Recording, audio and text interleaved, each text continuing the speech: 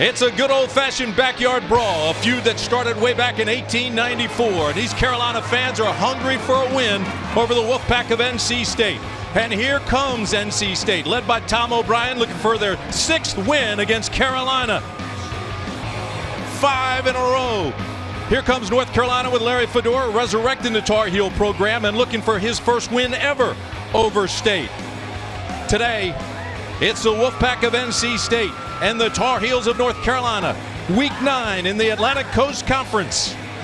Hi everybody, I'm Tim Brand along with Dave Archer. When you look at Carolina, you got to start with Bryn Renner, the quarterback. He's got to have a good game today. Yeah, the maestro of this spread offense led by Larry Fedora is Bryn Renner. He's been outstanding. Now, both men will admit it's a work in progress, but numbers are up across the board. They're averaging 39 points per game. Now, Bryn Renner will want to get the football to the best football player on the field today, and that's Gio Bernard. He has been phenomenal over a 3-game stretch. It started with Virginia Tech 3 weeks ago. A 60-yard burst led to 262 yards on the ground. Then how about on the road? Leading his team to a huge road victory, 189 yards rushing there. And then last week against Duke, he was phenomenal again. They'll not only hand the football to this kid, they're going to throw it to him. And North Carolina State has got to find number 26. Tom O'Brien with 5 straight wins over North Carolina. Today, he hands the keys to Mike Glennon. I love this kid. 6'6", 230 pounds, monster arm. He will throw it all over the field. His confidence level is through the roof. He's guided his team to 6 fourth-quarter touchdowns, including 2 late touchdown drives that have led to victories for the Wolfpack. Mike Glennon is playing at the highest level of his game, and Tom O'Brien is leaning on him big time. One of the guys he'll lean on is this guy, Brian Underwood. He's caught a touchdown in 7 consecutive games. You can bet that Underwood will get an opportunity today. Dave Archer fired up. This is one of the great rivalries in all of the Atlantic Coast Conference. The 3rd member of our broadcast team, Mike Hogwood, with the very latest from downstairs. Mike. All right, thanks a lot, Tim, and I wanted you to talk about rivalry. How about this, though? 5 years in a row for NC State. That means that nobody playing today in a North Carolina uniform has ever beaten NC State. On the other hand, nobody in an NC State uniform has ever lost to North Carolina. And, of course, last week, North Carolina had a heartbreaking loss to another rival, Duke. Well, on Sunday, Larry Fedora said, let's put that game behind us. He had all kinds of signage in the Carolina locker room saying, hey, it's time to worry about NC State. Larry Fedora said one of the first things he learned when he came to Chapel Hill was the fact that NC State was the big game in football. Got to make a note about the weather, Tim. You know that hurricane's coming up the East Coast. Well, there's good news. The chance of rain is very slim today. We may get some wind, but the good news is I don't think we're going to get any rain, and that spells good things for this football game. I like your optimism. What a terrific crowd here. Tom O'Brien has won 5 in a row, as we've stated, over North Carolina, the longest streak ever over the Tar Heels by the Wolfpack. Tom O'Brien, tough as nails, no nonsense Marine, but always fair. Carolina fans fired up. NC State has won the toss and elected to defer. So Tarpley and Morris. This is Tarpley, and Tarpley out to the 24-yard line, and that's where the Tar Heels will take over. Tapley makes the return. There is a flag down, so Tapley with the return. Our look at our starting lineups presented by CPI Security, protecting what is important.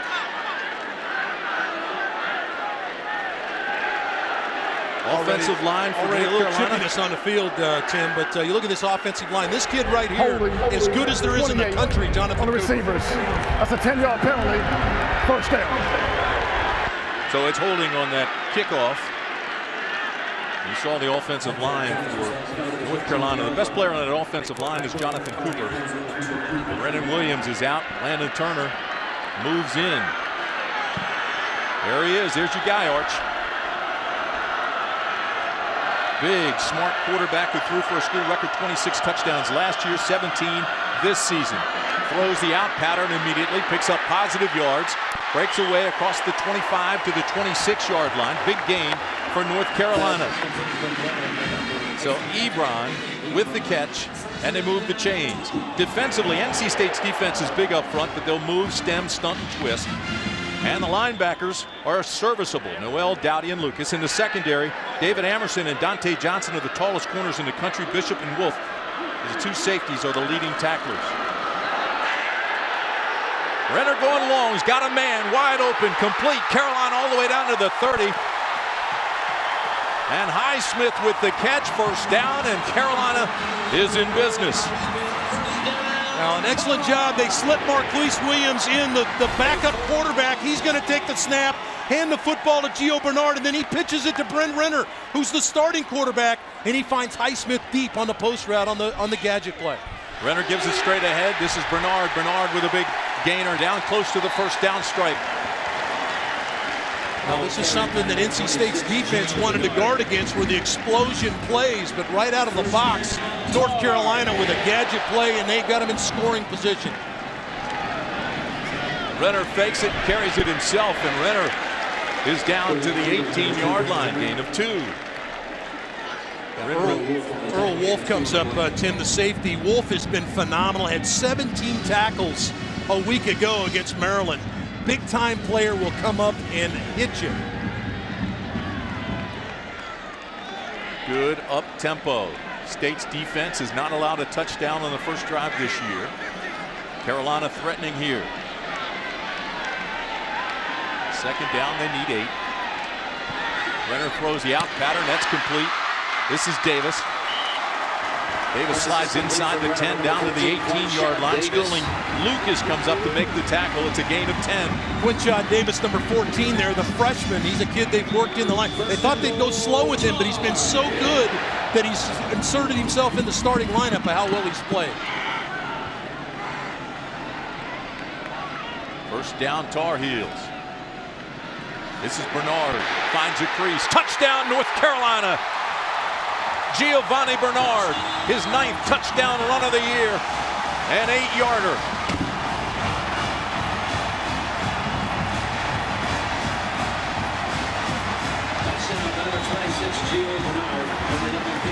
Well, you love the way this kid can see it. Lets him slide, find the pressure spot, find the hole, slide to the gap, and get in.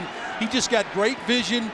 His balance is phenomenal. He does a great job of finding the crease, and like I said in the opening, that's the best football player on the field right there, number 26. So Casey Barth comes on to attempt the extra point. Good snap, good hold. The kick is good, and Carolina is rolling early. The team that runs the ball the best in this series has won 18 of the last 20. The Tar Heels out of the blocks quickly.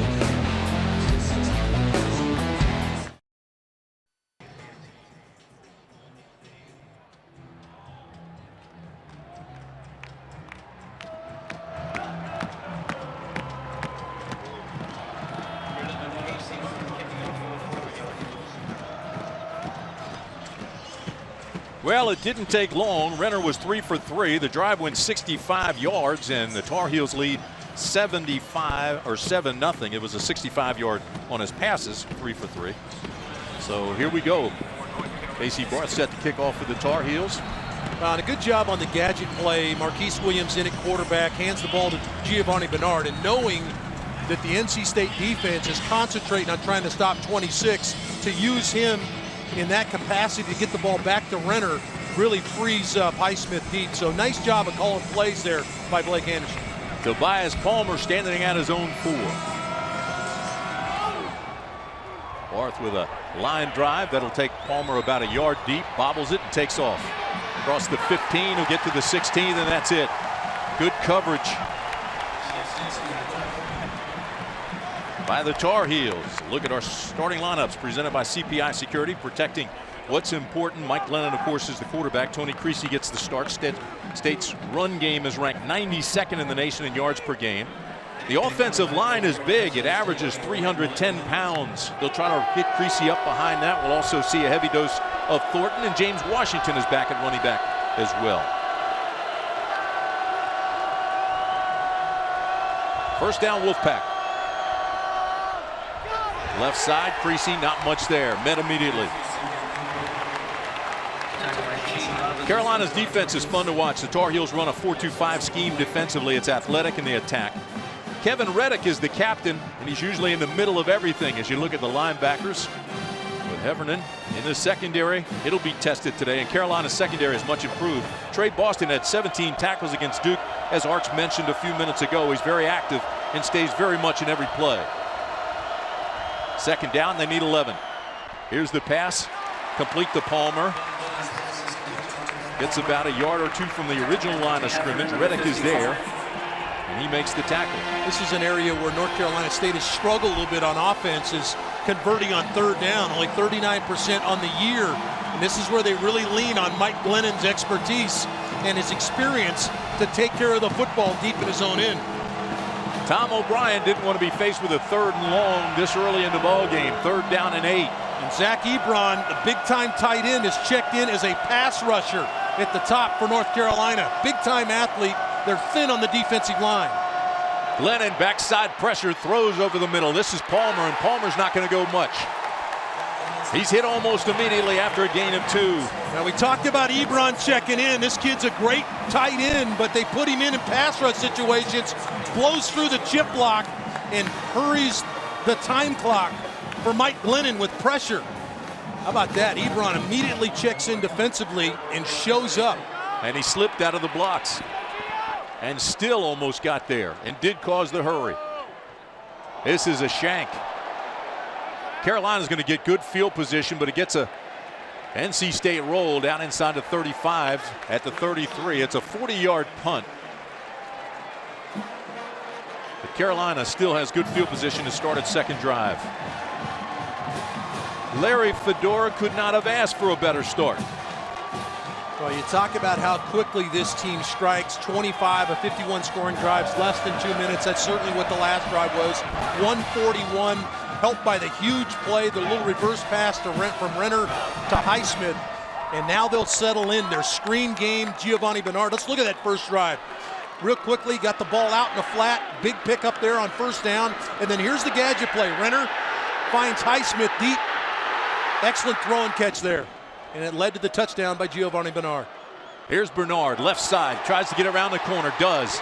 Inside the 45-yard line. It's a first down. They'll move the chains. Or it's close to it, we'll see. When you've got a big defensive front like NC State is, you want to get them going one way and come back the other. They're a little counter play to Giovanni Bernard behind his really good offensive line, and a big pickup on first down. Bernard stepped out of bounds about a yard short of the first down. Here they run the reverse. Looking for help, get a block, look out, he's open. This is Highsmith inside the 10 to the 5. No signal yet. Touchdown, North Carolina.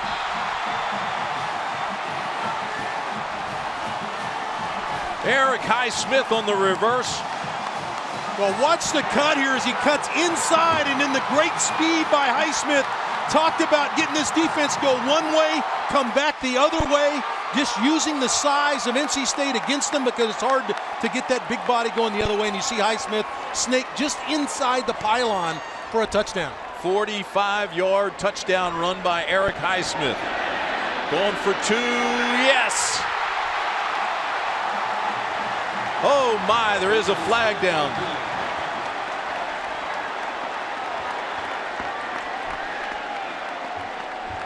Tommy Hibbert with a new wrinkle. Personal foul, roughing the passer on Hibbert. But a good job by Hibbert to recognize numbers were in his favor to the right. Does a good job of rolling out, finding his target in the right corner of the end zone. The two-point conversion is good. It's a two-pointer for North Carolina. Foul, number 5 of the defense. That 15-yard penalty will be a set on the succeeding kickoff. Rodman Noel is guilty of the personal foul, but the bottom line is it's Carolina 15, NC State nothing, and a lot of fannies aren't even in the seats yet. What a great start for North Carolina, Tim. They wanted to come out, make some big plays. You had the reverse pass, then you had the reverse by Highsmith. He's been a center of attention for a lot of what's gone on for Larry Fedora's team.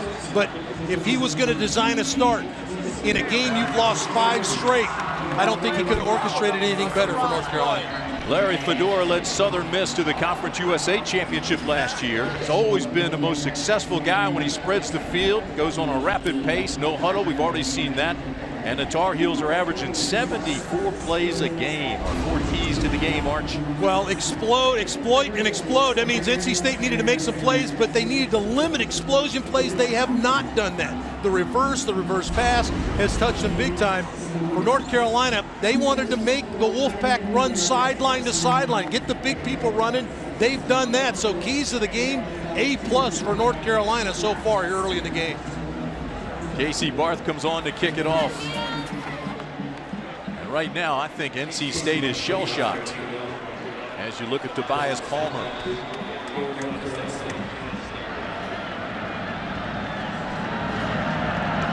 Barth with a strong kick. This will go through the end zone and bounce against the back wall. So they'll bring that out as a touchback. Now for North Carolina State, you touched the ball one time, been on the field 3 plays, and you had to punt. So remember, no panic in NC State because Tom O'Brien's teams found themselves behind before. Remember, trailed 13-0 at the half to then number 3 in the country, Florida State. No panic in Tom O'Brien's team. They'll come back out and get to doing what they do offensively. Dana Bible will continue to call the run, the short passing game for Glennon, and try to move the chains. Trying to get Glennon into this thing early, throwing early downs. He had a 3rd and 8 situation in his first series, but it was a 3 and out. So Mike Glennon takes over, and he does throw early. Underneath, high percentage route. It's complete to Carter, and Mario Carter out near a 1st down marker. I think this is something that NC State needs to do a significant amount early in the game. That's throw the ball on 1st down. Glennon's ability to read coverage, 6'6", doesn't have any issues with being able to see. Let him distribute the ball on 1st down, have some success. That'll allow the run game to come along. Logan Winkles goes out. Tobias comes in. He and Patton at the top of your screen. Straight ahead they go. Out to about the 40-yard line. Trey Boston with a tackle after a gain of 5. But this is a much better offensive performance than their first series. Tim, and talking to the North Carolina coaches about their defensive front and the front 7, really, as we look at Trey Boston, the safety that helps against that run game, is Duke ran the football right at him last week. And that's something that people had not been able to do. And it's something they really wanted to concentrate on, is taking away the run game and not allowing NC State to run it right at him. Glennon needs 5 on 2nd down, tries to do it himself, goes down immediately. May have lost a yard. Well, zone read play, this is just not what Glennon does. Now this is a change up to keep North Carolina honest to a certain extent, but really no chance for Glennon to make any kind of play. North Carolina stays at home and puts him on the ground for a loss of 1. And now here you are in that 3rd down conversion situation where NC State has converted only 39% of the time on the year. 3rd down and 6. Carter, Underwood, Payton. Those are your wideouts. This is Underwood in motion. This is complete to Carter, and Carter's got an NC State 1st down and then some into North Carolina territory. And NC State starting to move. A pickup of 14. Now Mario Carter going to run the short drag from the tight end spot.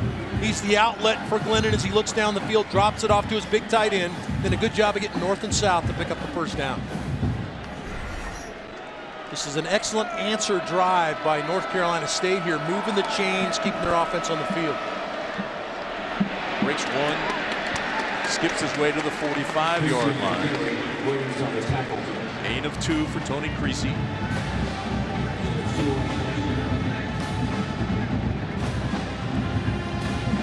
Logan Winkles goes back out of the game. Tobias Palmer comes back in for the Wolfpack. You look at these 2 teams and what's on the line. North Carolina's lost 5 in a row. NC State, there's nobody in NC State's locker room that's ever lost to North Carolina. So you can bet there's going to be a little shoving and pushing and some of the chippiness you expect. Look at Kareem Martin and Sylvester Williams. They try to apply the pressure. This ball is up for grabs and incomplete. Dangerous pass by Glennon. It was intended for Mario Carter, who had a height advantage there, but the pass was a floater. Yeah, really a poor read here. He throws the ball. Tim Scott's at home, the corner. He did not bite up on Palmer in the flat. And a good job. There's Dan Dish, co-defensive coordinator. He loves his young corner stepping up and making a play there on 2nd down. And now here you are, 3rd and long. Lennon will touch. He'll test him this afternoon. 3rd down and 8. Creasy comes in. He's back with Lennon.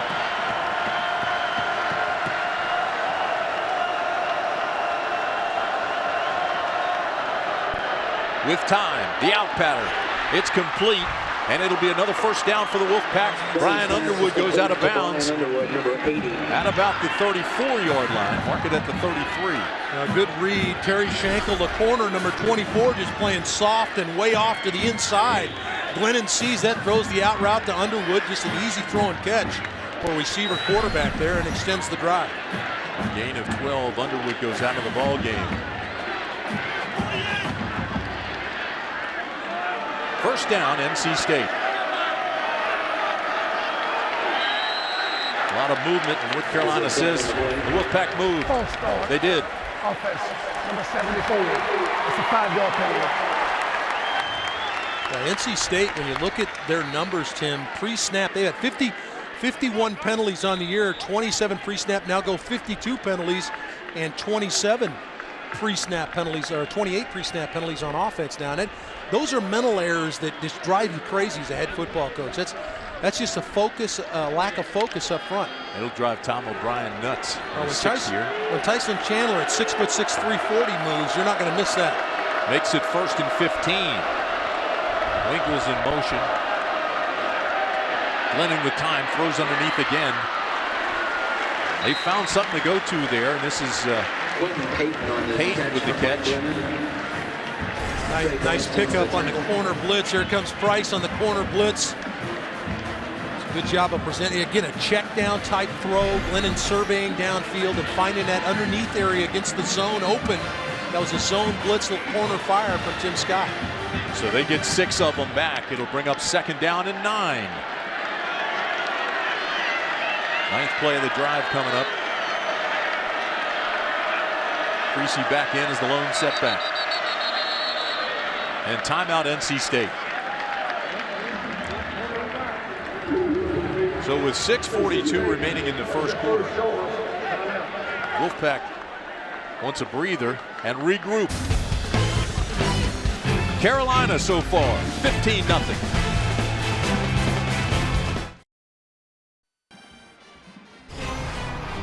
ACC football is being brought to you by AT&T, by BB&T, by your Carolina Ford dealers, by CPI Security, and by Food Line. Roy Williams in the house this afternoon. Had an exhibition game last night here. The Tar Heels expecting to have another fine basketball team over here, but this year it's NC State as the preseason favorite in the Atlantic Coast Conference. Duke and Carolina right behind them. C.J. Leslie. The real deal. Keep that name in mind. The real deal. Ball. Glennon's 4 for 5 on his drive arch. It's 2nd down and 9 for the Wolfpack. Tony Creasy is in the backfield with Glennon, who's going to throw. Has plenty of time. Now looks down into the end zone and wide open. And it's a touchdown for the Wolfpack. Hedges has the 32-yard touchdown reception, and he was lost in the secondary. Well, Charlie Hegedus is a freshman from Marietta, Georgia. Lassiter High School, just releases against the cover 2 corner, and there's no safety help. Hegedus waves the arm. No question about it. Did a good job of securing the catch. All-state player in Georgia. There's Dana Bible, offensive coordinator for NC State. What a nice answer for North Carolina State to come back after getting blitzed 15-0 early. Extra point is good. So Hegedus with his first touchdown catch of the year. And the Wolfpack on the board. We'll be back after a word from your local stations.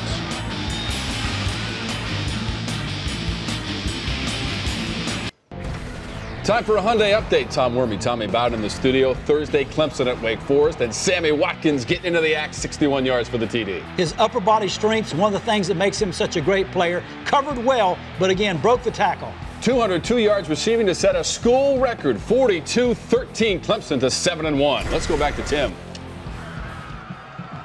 All right, Tom, thank you very much. That 61-yard touchdown pass to Watkins the other night was something. Two defenders awake, knocked themselves off, and he was off to the races. Here, we had the big pass to Hegedus for the touchdown to make it 15-7 Carolina. The Wolfpack coming back, and Mike Lennon was 5 for 6 on that last drive and converted twice on 3rd and long.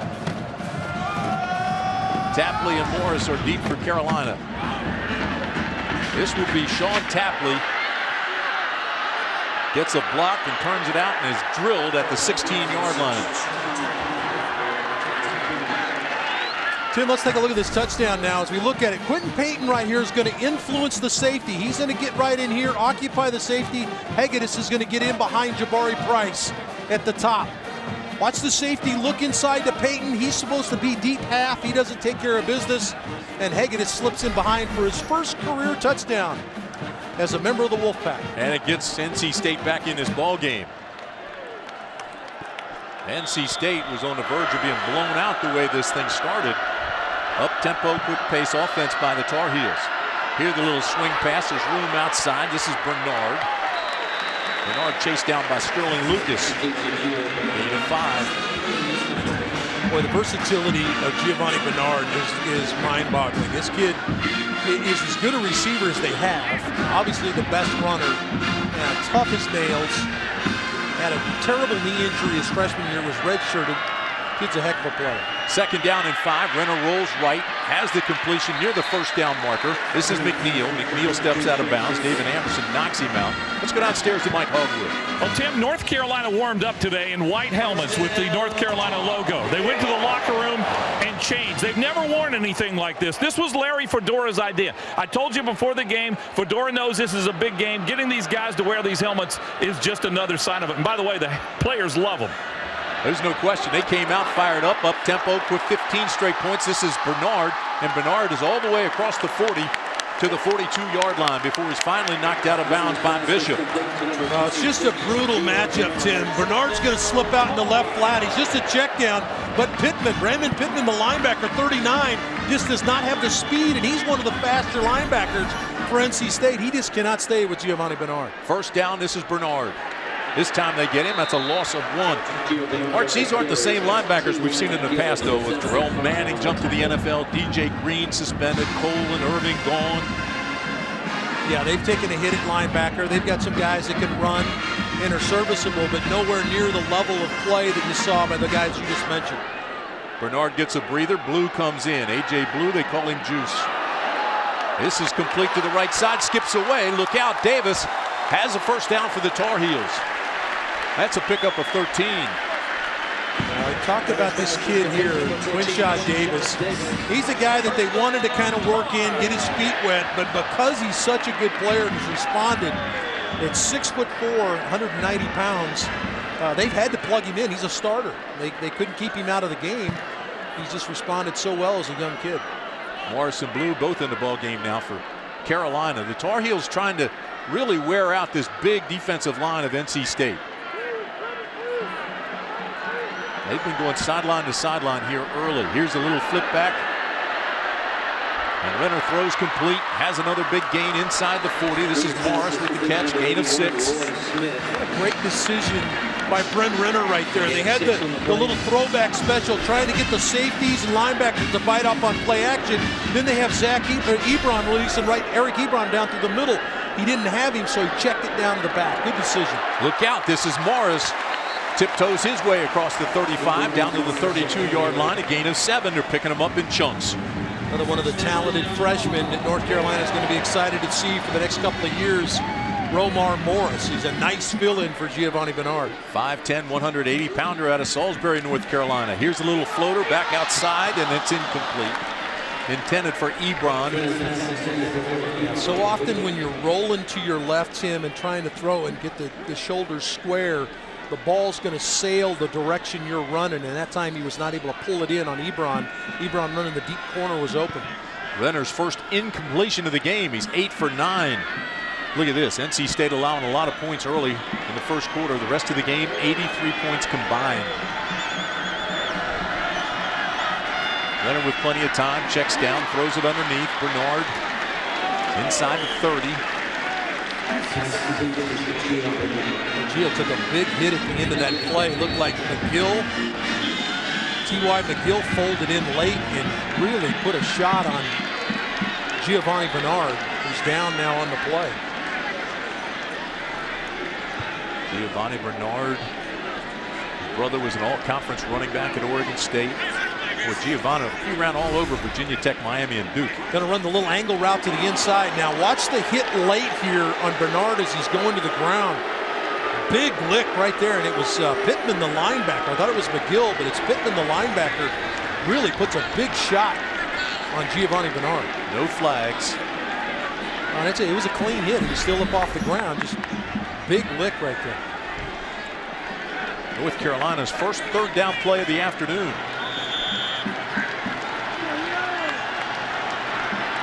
There's Mike Archer, defensive coordinator for NC State. He's looking maybe to ball the timeout here. Didn't have the right people on the field. And that's his second timeout of the half. So 3:52 remaining in the first. Well, we had a good crowd this morning outside Kenan Stadium, and as Tar Heel fans get ready for their big rivalry game in Chapel Hill, one of the great places to tailgate in college football. Be a super tailgate hero with Bojangles 12-piece super tailgate special. We got into a little of that this morning. Remember, it's always bow time when you are tailgating, and they sure know how to do that here in Chapel Hill. There was a lot of go blue this morning. Yeah, this is one of the really cool scenes in the ACC is this game, NC State, North Carolina. NC State's had their way with it over the last 5 years, but the rivalry's still huge. We were just talking about Bryn Renner. His numbers, and some of that has been Bryn really managing the game extremely well, dropping it off, not forcing the ball into coverage. He's played extremely well here early. This is a 3rd down and 7, and again, their first 3rd down of the game. Giovanni Bernard is checked back into the lineup. He's a guy that NC State will try to find. Carolina's 10th play of the drive.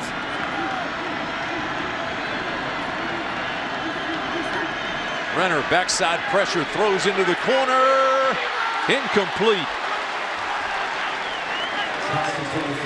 Well, that's a nice play by Earl Wolf, the safety, coming over and taking the out route. See, they fake the quick screen to the outside. Now Wolf has to have his eyes on a swivel because he's got to find the receiver, Ebron, going deep.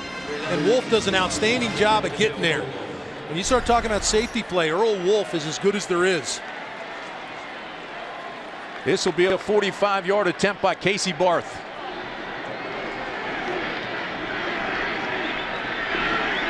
As long as this year is 48, that has plenty of distance, and it's good. Now you talk about a guy that's automatic. His brother was automatic before him, and now he's automatic. 14 for 17 for the year, and it's 18-7 Carolina. Let's go back to Tom in the studio. Thanks, Tim. Tom Wormy and Tommy Bowden in the studio. Let's take a look at what's happening in the Twitter world with our AT&T fan tweets. Coach, they want to know, what do you think of the unconventional uniforms by North Carolina today? As a head coach, I like them because the players like them. As a head coach, I used to meet with the players and let them make the decision. As long as it wasn't shorts and sandals, I let them go with it. Busting out the chrome helmets for North Carolina, and they've got the lead in the first quarter. Let's go back to Chapel Hill, to Tim for all the action. Hey, we're fired up, Arch. What's cool about it, Tim, is being able to try to keep the continuity of the uniform, but still work a new look in. And the Tar Heel on the side of the helmet is awesome. I think it's a great look. Casey Barth comes on for the kickoff after hitting that 45-yard field goal. And Palmer will be standing at his own 3. Barth's last kick went through the end zone for a touchback. This will be taken a yard deep. Palmer to the 10. Gets a block at the 15 and is taken down at the 17, and he's taken down rather rudely. Tim, NC State needed to answer after losing, falling down 15-0, and it was a good job by Glennon settling in. Dana Bible getting some easy throws, takes the underneath throw to the tight end Carter, then drops it off to Peyton underneath, and then great protection here. Watch him stand, wait, sort it out, and Charlie Hegedus deep for the touchdown, and NC State's on the board, his first of his career. 7 for 8 today. Glennon has hit 14 different receivers this season. They spread the ball around pretty well. Got 5 today involved already in the ball game. Here's Glennon on first down, throws the out pattern. That's complete. This is Carter, and Mario Carter puts the ball on the ground. They said he was out of bounds, just short of the 25-yard line, so it's a pickup of 7. Schenkel picked it up and ran the other way, but it wasn't a scoop and score opportunity. Just a zone play where he throws the ball that doesn't have the up the field throw. You see Underwood beyond. He's not open, so you drop it off to the tight end. And Carter tries to extend, reach out. Looked like he controlled the football until he hit the ground. Larry Fedora arguing on the North Carolina sideline wants that looked at, and they will take another look. Looked like he slammed the ball to the ground, as you said, when he reached out. Well, this is the true instance where in college football, I don't think the ground can cause the fumble. Let's look and see if he controls the ball, or does it come loose from his hand before he touches the ground. Not sure we can see it from the angle. Let's see if he controls the ball until it touches the ground. Looks like he slammed the ball and the ground caused it. Now the officials on the field called that it was a completion, and so it looks to me like this play is going to stand. Yeah, I don't see the ball coming out prior to him touching down on the ground. So, but again, no part of his body had touched the ground as the ball came out. The other thing, that play was whistled dead. Otherwise, Schenkel had himself a touchdown if it was in fact a fumble.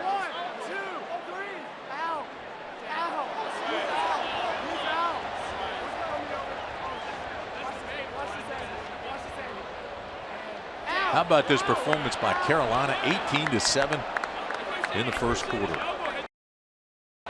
Hey, today's coverage for ACC football is being broadcast on AFN, the American Forces Network. We welcome the nearly 1 million men and women of the U.S. Armed Forces stationed around the globe in 175 countries and on the high seas. We're so proud to have you with us today and hope you're enjoying the broadcast, and we certainly appreciate everything that you do for us.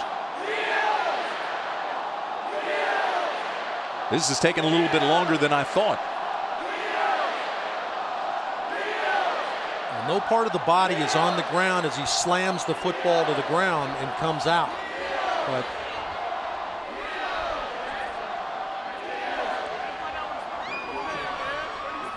and that's what Larry Fedora is arguing, is he's saying he was not down by contact because the ball was the only thing that had touched the ground at that point.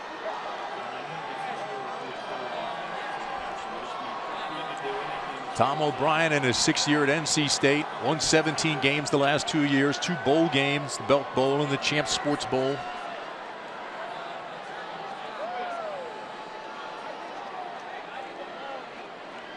Taking a while to sort this one out now. As didn't look that complicated. Referee Cherry, who's done a million of these in his career.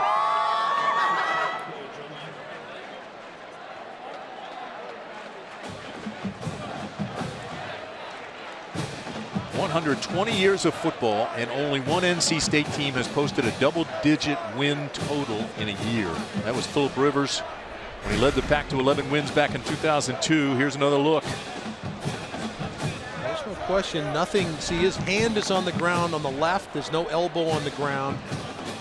Just determining whether they had blown the ball down by contact there, or did the ball come loose prior to him being considered down on the play.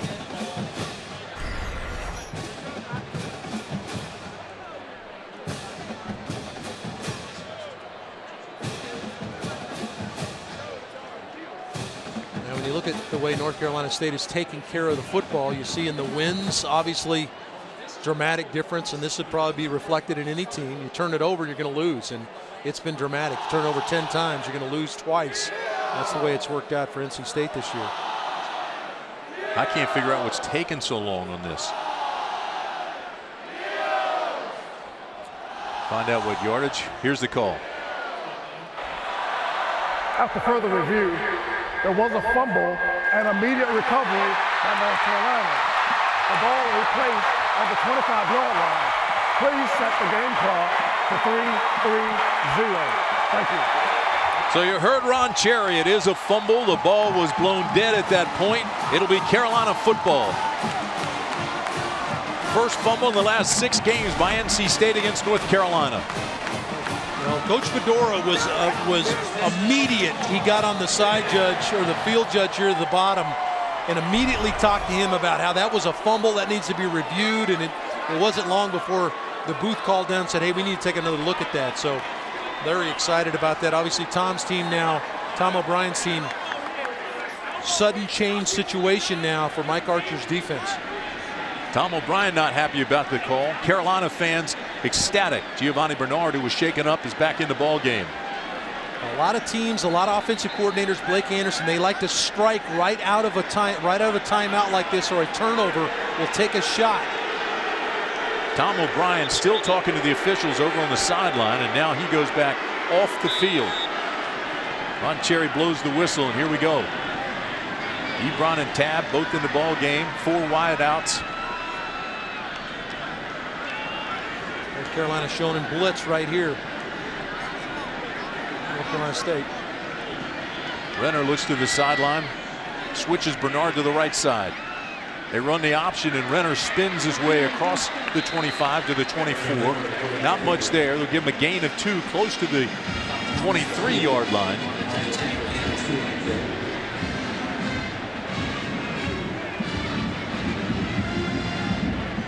Here's a look at Daryl Cato Bishop, 6'4", 280 pounds. Started at defensive end and tackle last year. He's a leader of that defense.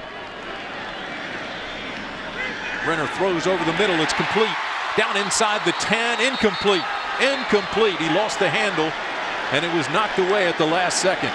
Well, Earl Wolf is phenomenal guy at getting the ball out. He's caused 8 fumbles in his career, which is tops on his team. And watch him come in 27.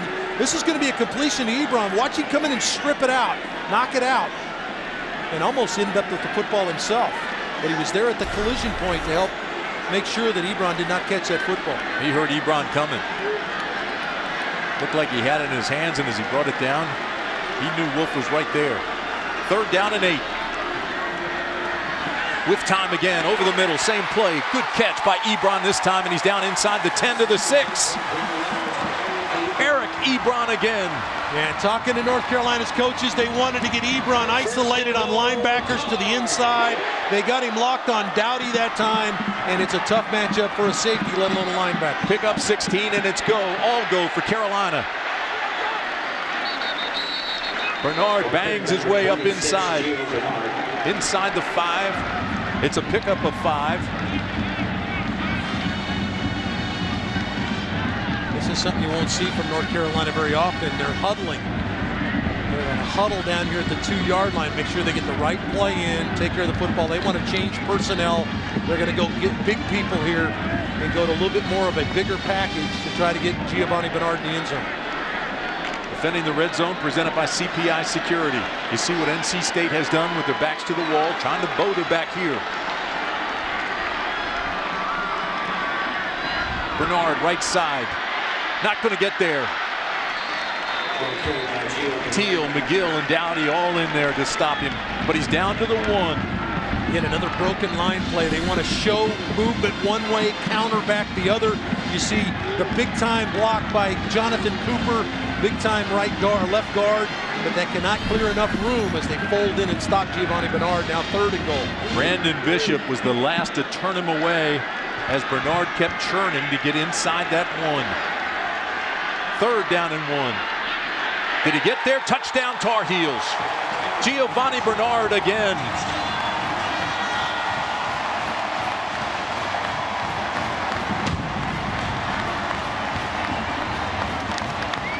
Tim, sometimes it pays to be a little guy down on the goal line.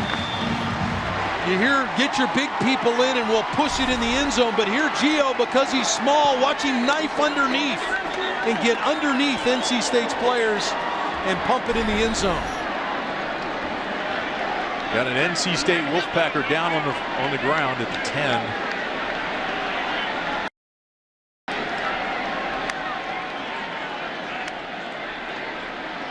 That's a good job by North Carolina to cash in the turnover. Giovanni Bernard now with 10 touchdown runs this year. He was the first freshman in 24 years to be first team All-ACC at North Carolina. Continuing that pace here. in his sophomore campaign. Rushed for 100 yards in 3 straight games, 10 in his career now, as they continue to work on Justin Burris. Let's take a look again at the touchdown.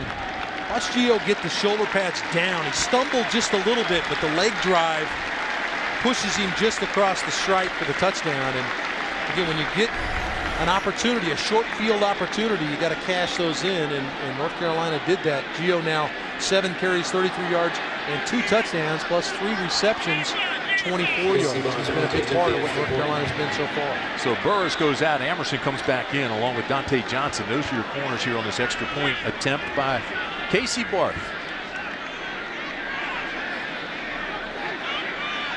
Good snap, good hold, and Barth is good again. Carolina 25, NC State 7 in the first. Let's go back to Tom and Tommy. Thank you, Tim. Time for a Hyundai update. Tom Wormy, Tommy Bowden in the studio. Maryland and Boston College in the first quarter. Long pass, tailback up the middle, and a pass.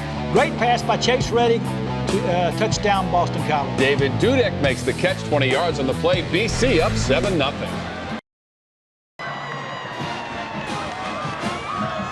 A little bit of a surprise there. Boston College playing at home and getting on the board against a very good Maryland defense.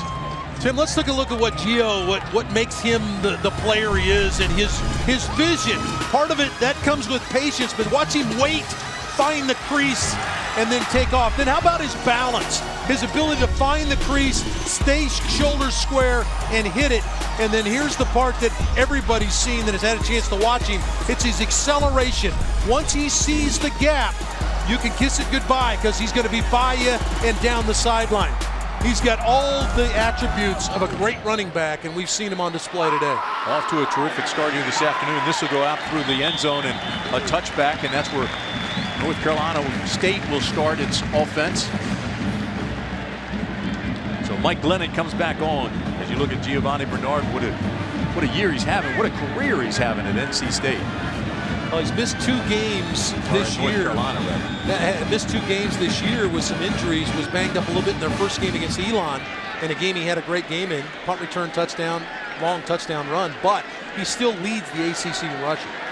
Gio's brother, quite a tailback as well, was an all-conference running back at Oregon State.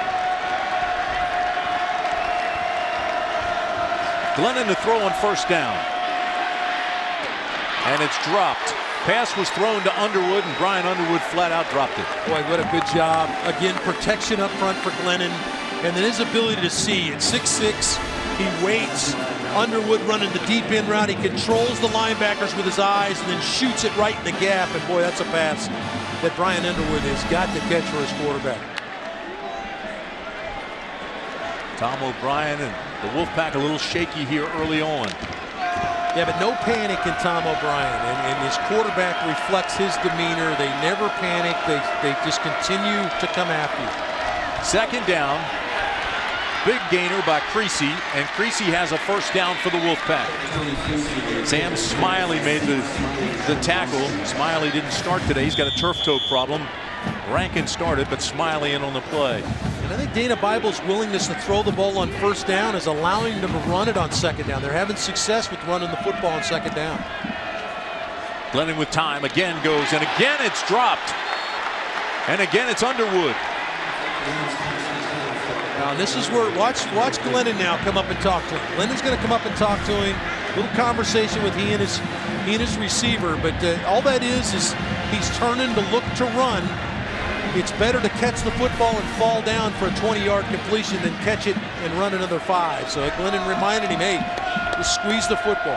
Tar Heel defenders reminded him too. They were talking to him all the way back. Here they go over the middle. This is complete. And Smith is down inside the 30. Rashard Smith is going to line up in the slot, and this is the area they've been attacking, is the middle of the field. 2 high safeties for North Carolina, and they've done a nice job of getting a receiver in that area. And again, Rashard Smith with a big catch, very similar to the area that Underwood just dropped 2 passes. Last 40 seconds of the quarter. Glennon with time, goes to the corner. Smith is overthrown.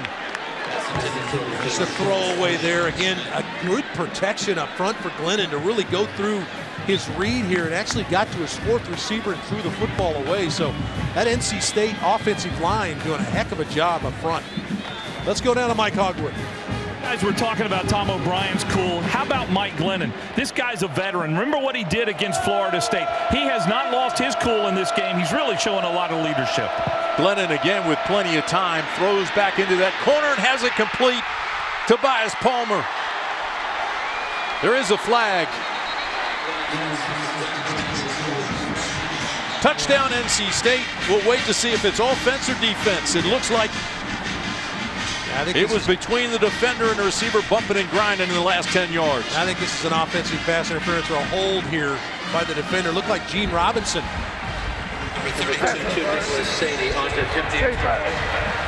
The penalties decline. Touchdown. Touchdown State. It was the defense. You heard Mike Hogwood talk about owner count Glennon out. Watch where this throw is from Glennon. Now he's got the coverage is good to the inside. Look, outside shoulder throw by Glennon. Nice adjustment by Rashard Smith. And it's in the end zone, and back comes NC State. Nicholas Sadie steps up and bangs it through. You love how NC State responded, and that's what Tom O'Brien's team's about. They just continue to kind of hang around and keep getting after you. Dana Bible's done a nice job of making sure his quarterback's got the ball in his hands and let him distribute the football. They have not been able to put any pressure on Glennon. Just a 58-second drive. What a great answer by the Wolfpack. Mike Glennon continues to manage the game, although he's playing from behind. The newly designed official ACC mobile apps presented by Carrabba's, available now for your Android, iPhone, iPad, Nokia Lumia Windows phone. Live games, video scores, stats, and a whole lot more. All you have to do is visit theacc.com/apps to download today.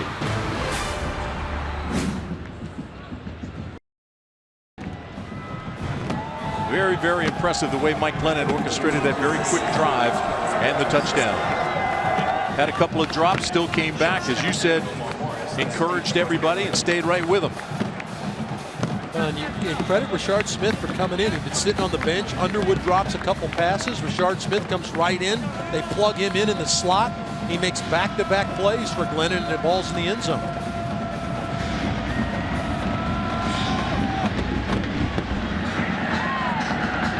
This will be Tapley about 4 yards deep. Lets it hit, roll through, so it's a touchback. And they'll bring it out, and that's where North Carolina will start.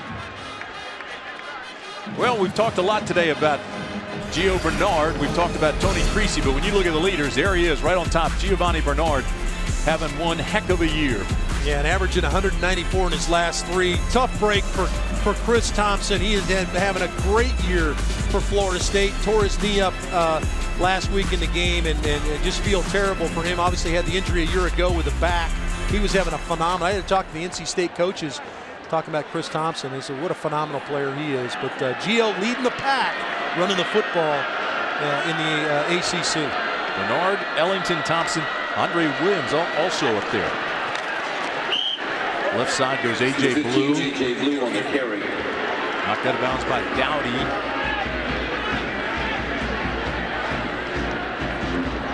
Mark it at about the 27-yard line.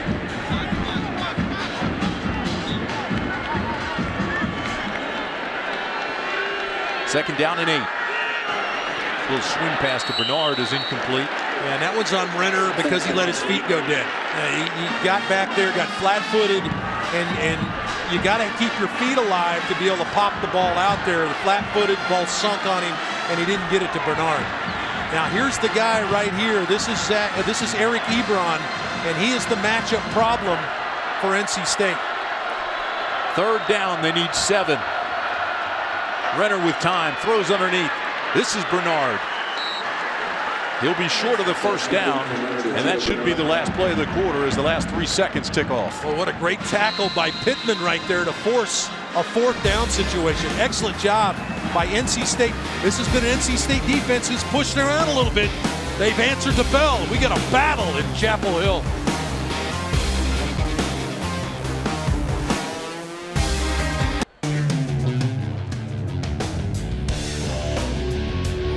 NC State fans were a little shell-shocked. Beginning of that first quarter, North Carolina came out and ran right at them, 25-14. Carolina leads. The team that has held the rushing advantage in this series has won 18 of the last 20 meetings, and in the first quarter, that was North Carolina. 4th down and 2. Carolina will punt it away. Tommy Hibbert comes on. Tobias Palmer standing at his own 26-yard line.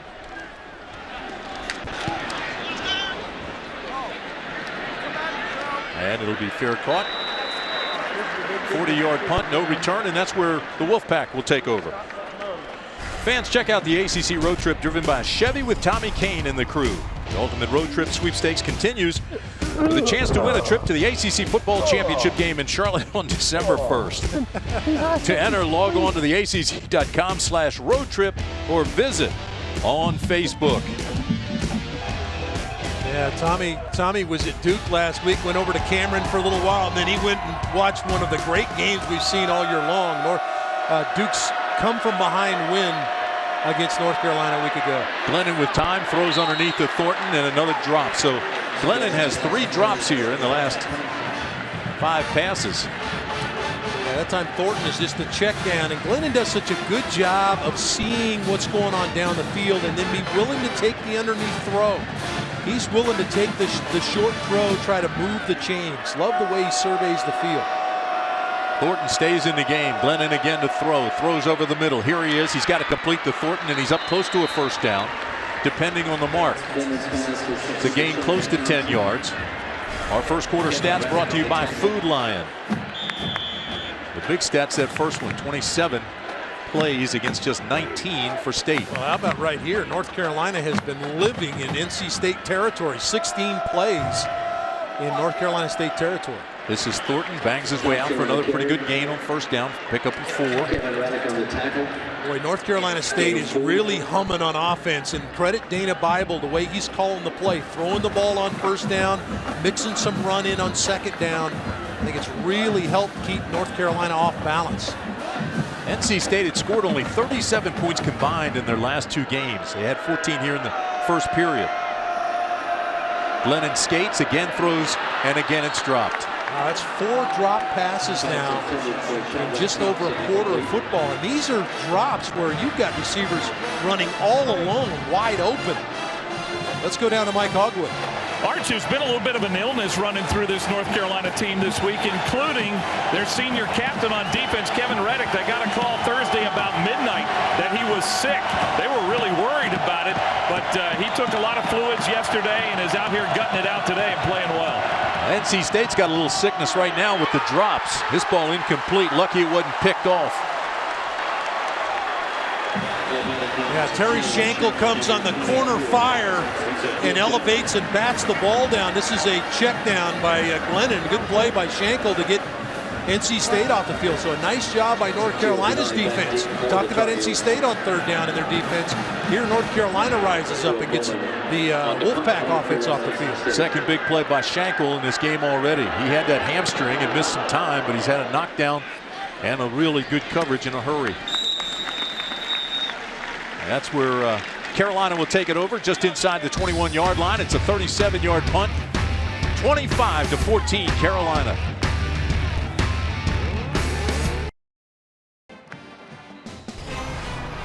ACC football is brought to you by Haviland, by Buick, by Hardee's, by BMW, and by Progressive.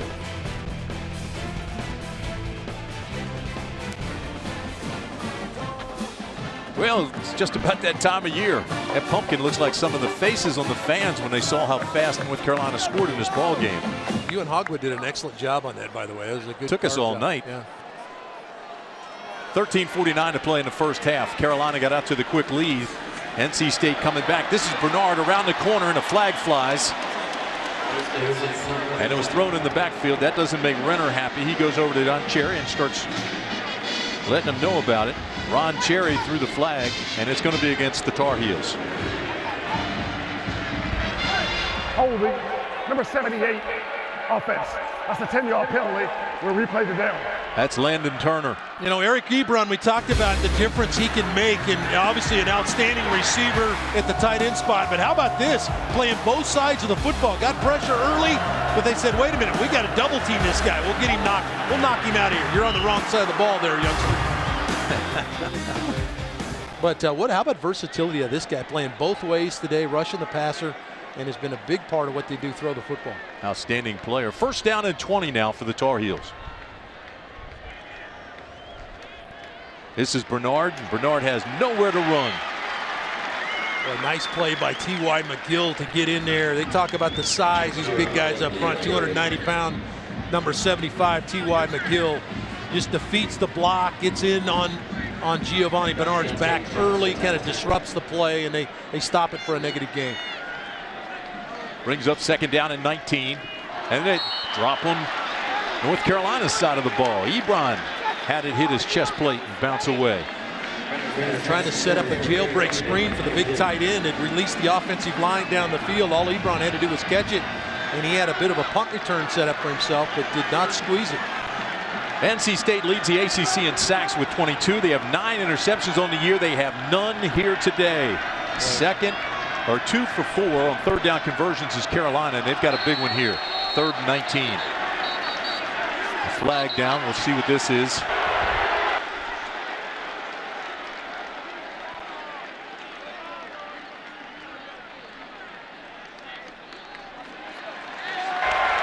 Offside. Defense, number 95. That's a 5-yard penalty. We played the down. All right, Norman jumped too early. Yeah, Norman's the leading sacker on this team, number 95 for NC State. Kind of a smallish defensive end, but jumped in the neutral zone, and that made James Hurst pull out of there.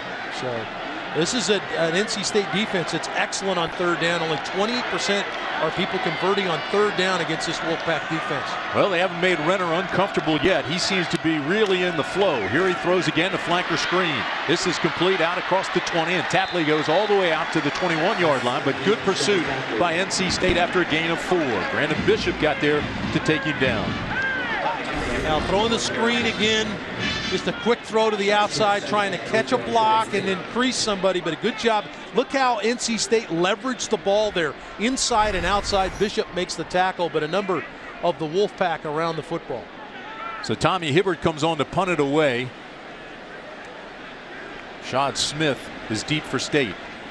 Hibbert's got the wind at his back and shanks it off the side of his foot. This is at the 40. It'll go up. It won't even make it to midfield. So Hibbert, with the wind at his back, almost missed the ball, shanked it, and it goes out of bounds at the 47-yard line. A 27-yard punt. So Mike Glennon comes on. And he'll have good field position.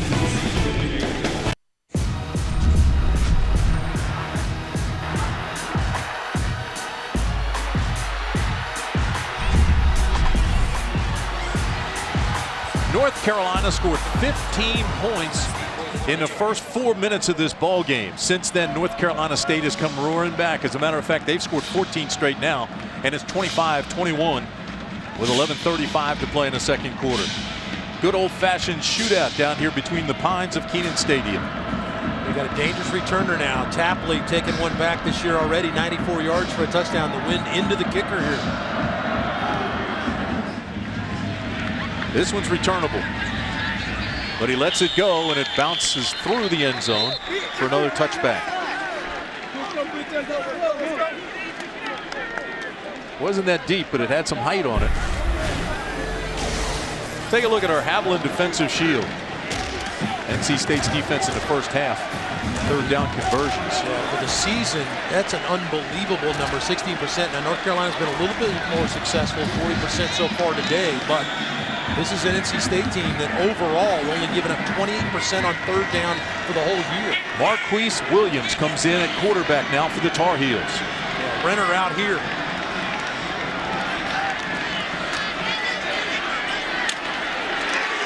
And Williams stumbles and picks up absolutely nothing. They met him there.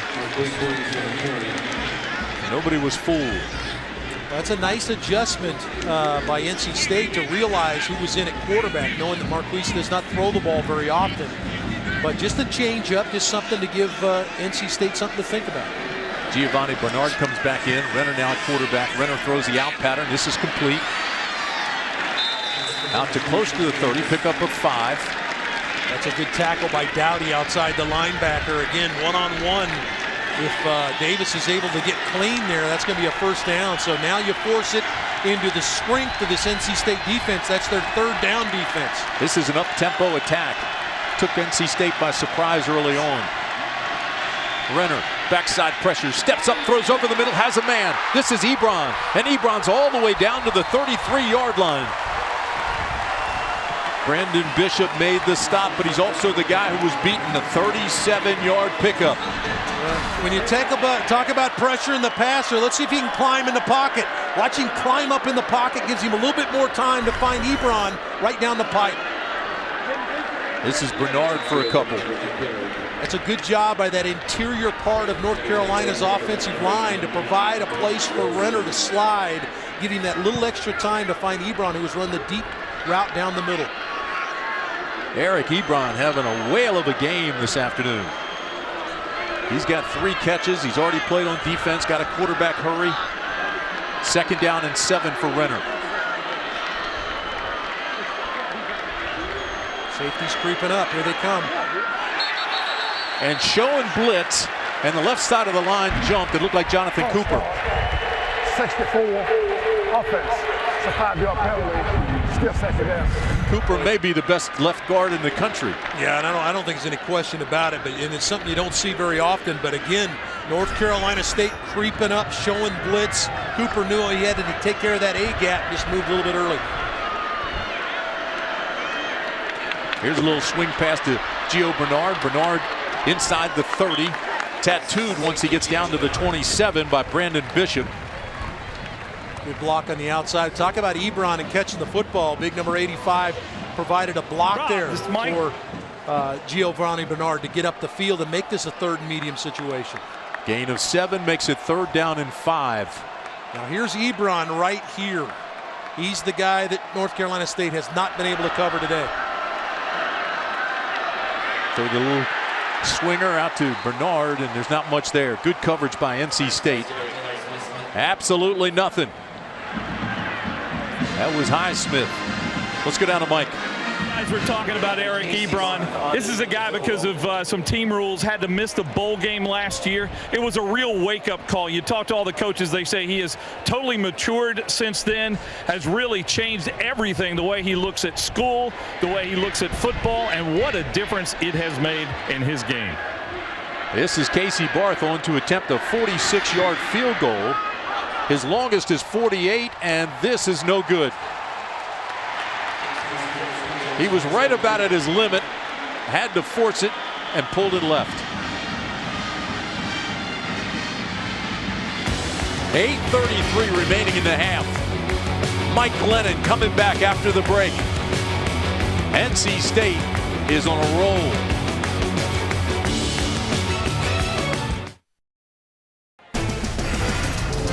You are watching the ACC Network, an exclusive production of Raycom Sports. Covers over 62 million U.S. TV households, which is over 54% of the country. Carolina jumped out to a 15-0 lead, and NC State has come back and closed that gap. 25-21 is our score. And now Mike Glennon takes over for NC State after 14 unanswered. He'll try to add to that. Been a steady diet of throwing the ball on 1st down for NC State so far. Glennon drops the ball, picks it up, and he's sacked. He drops the ball again. Ball's loose. And NC State gets it back. So NC State has had drop passes, and now Glennon drops the ball, just pulling away from center. A little fortunate that Rod Crisp, the left tackle, is going to fall on the football here. Just dropped the football. Couldn't tell if he brushed Creasy on the way back on the drop, but this is the first time North Carolina's gotten around him. And then Crisp, number 78, falls on the football to save NC State. And that one's incomplete.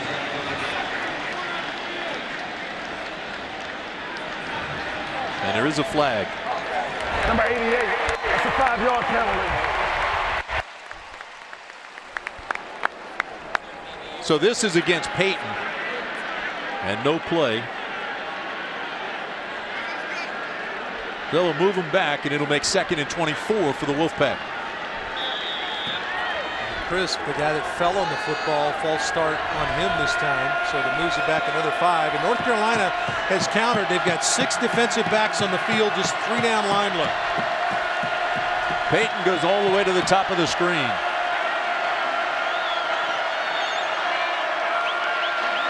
Glennon, the swing pass to the 15. Creasy hit immediately. Good job with the coverage. 6 DBs. They blitz a corner, and really that's just like a linebacker coming off the edge because they have another defensive back on the field that can replace in the flat. Good job of coming up Tim Scott to make the tackling relatively nothing on the gain. And now North Carolina State, this is one where you got to manage it if you're Glennon and take care of the football, NC State. 3rd down and 23.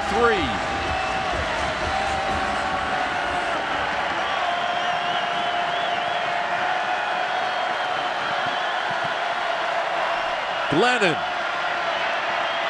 rolls, throws deep, and has a man wide open. It's Palmer. Palmer inside the 20. He's gone. Touchdown, NC State, all alone. Tobias Palmer. Oh, my. NC State with its first lead of the game after an 83-yard strike to Tobias Palmer, who was lost in the secondary.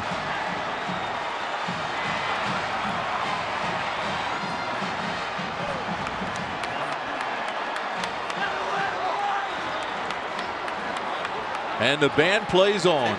Boy, a total bust in the secondary by North Carolina. We'll show it to you. With just a double move by Palmer puts him in the end zone, and they buy some time for Glennon with a little half roll. Any extra point is good. 28-25, NC State. Wow. Palmer at the top of the screen right here, going to come down and double move and get to the middle of the field. Little half roll to buy time for Glennon. Little half roll, buying some time, and Palmer just runs right by the corner. Safety plays up. And boy, that is as easy as it gets. Just a complete blown coverage in the back end by North Carolina on 3rd in a lifetime for the Wolfpack. You know what was really impressive is the way Glennon, who once he recognized he had a guy wide open, just put air under the ball, even let him wait for it, did not want to overthrow him. That's a good call, Tim. Just put the ball on him, secure the completion, and Palmer was so open that he just caught it, stopped, caught it, put it in the end zone. But again, no panic again in the big quarterback. And I like Dana Bible, a little half roll after his quarterback had been sacked 2 plays previous, give him a little extra time to find it. Wow. Nicholas Sadie will kick off. John Tapley and Ramar Morris are deep.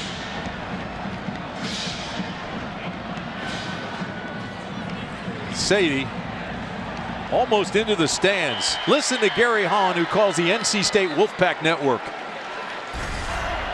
High snap. Glennon rolling to his right, trying to buy some time. Cocks the arm. Now he's going to throw it long. Down the right side. Open as Palmer. Got it. 30-yard line. 20. Clear field. He's into the end zone. Touchdown State. I think Gary's not happy.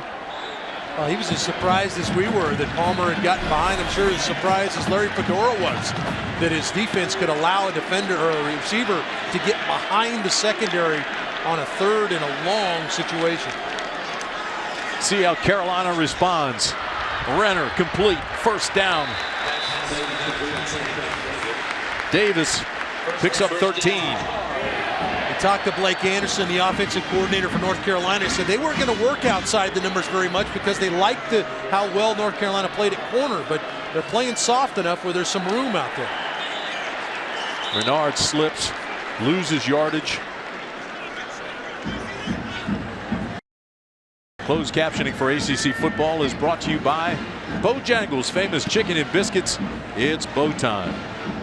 It was bow time this morning. We put on the feed bag. See, both North Carolina State's corners are playing soft. You can attack to the outside. 2nd down and 13 for Carolina.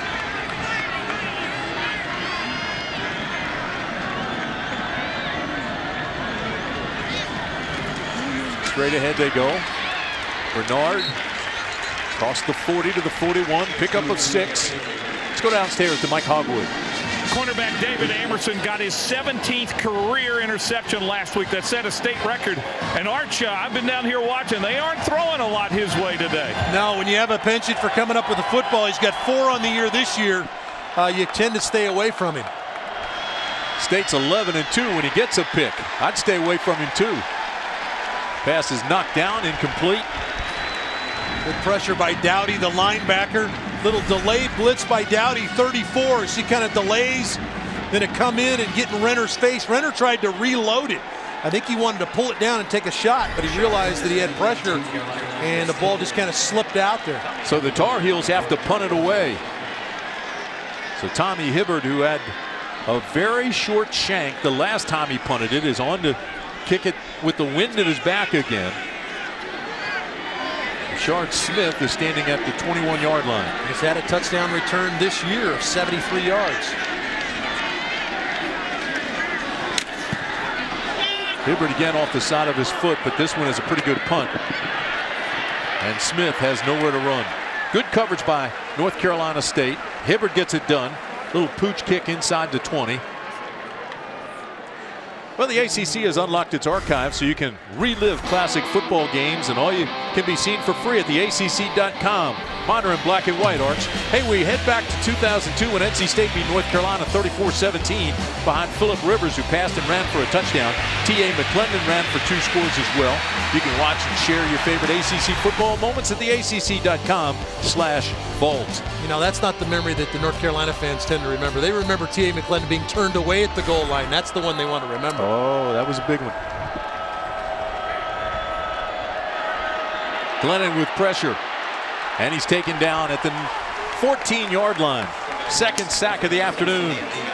And a 6-man pressure by North Carolina. They've realized their front 4 can't get to Glennon, so they've turned it up the last 2 weeks and come with more people.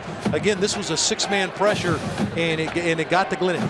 Their mission today defensively was to move Glennon off his spot. Not a great scrambler, but they haven't been able to move him much. Glennon throws underneath, good coverage. Carolina hits him immediately, not much there. Pick up a 5. Brian Underwood with another reception, but he felt every bit of it. This is where Glennon touched him last time with a deep throw on 3rd down and long. It's a 3rd and long situation, not near as long as it was last down, but he's been lethal in this situation. Pack needs 7. Glennon with time. Has the first down to Tobias Palmer. And the problem for North Carolina is clear. They cannot get pressure with 4, so they need to send more than 4. If you do that, now you're man-to-man in the secondary. And if Glennon has time, he's got his guys running one-on-one. He needed 7, picked up 11. First down now. Palmer. And Glennon throws the out pattern to Underwood. Had his feet in, another first down, and they'll move the chains up to the 47-yard line. A pickup of 17. Mike Glennon really having a strong game. He's in a rhythm, Tim. He's in the zone. Watch him float back here, a little back foot throw. Good job of working the sideline by Underwood, and gets the first down. Glennon again goes underneath. This is complete to Underwood, who breaks a tackle and slides to the outside. He's down into Carolina territory before Boston finally takes him down. Well, the North Carolina State coaches wanted a face mask there. Did not get a call as the North Carolina defender came up to make the tackle. Underwood still pleading his case.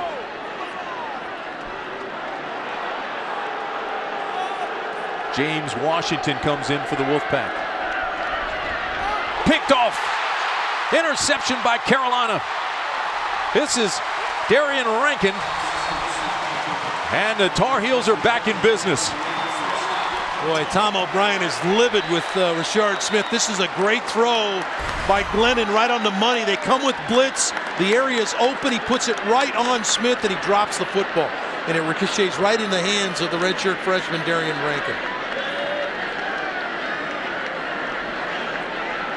Rankin had gotten a lot of playing time when Sam Smiley was out with a turf toe. Looks like maybe Jabari Price, who was trying to come to the inside to help out on the defensive play there, and got tangled up in the traffic. junior out of Pompano Beach, Florida. He's been a really good player on the corner. Boy, that's a big turnover too, Arch, because NC State had really been on a roll.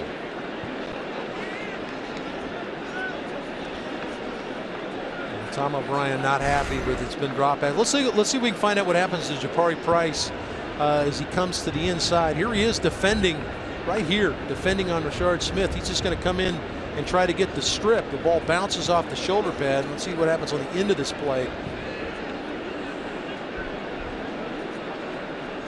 Just kind of fell on the legs of Smith there.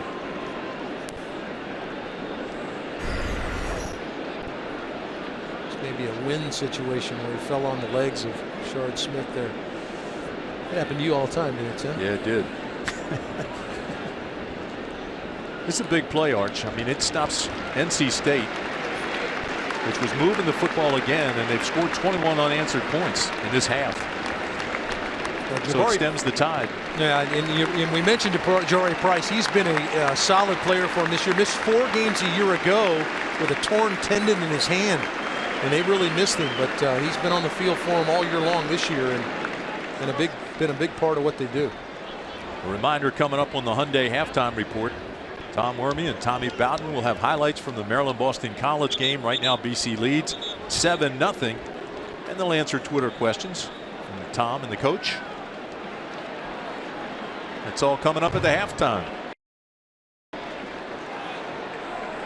21 unanswered points by NC State after Carolina came out and scored 15 points in the first 4 minutes of this game. Bernard and Blue both in the game. Renner in the middle takes the snap and gives it to Blue. Blue's loose.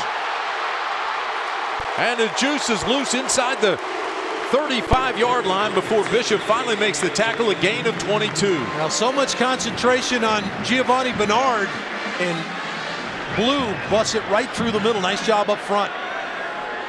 Quick out pattern. This is complete. This is Bernard down inside the 30. Pick up a 5.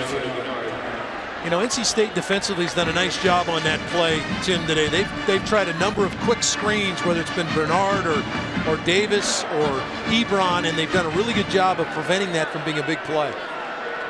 Second down, the Tar Heels need a handful.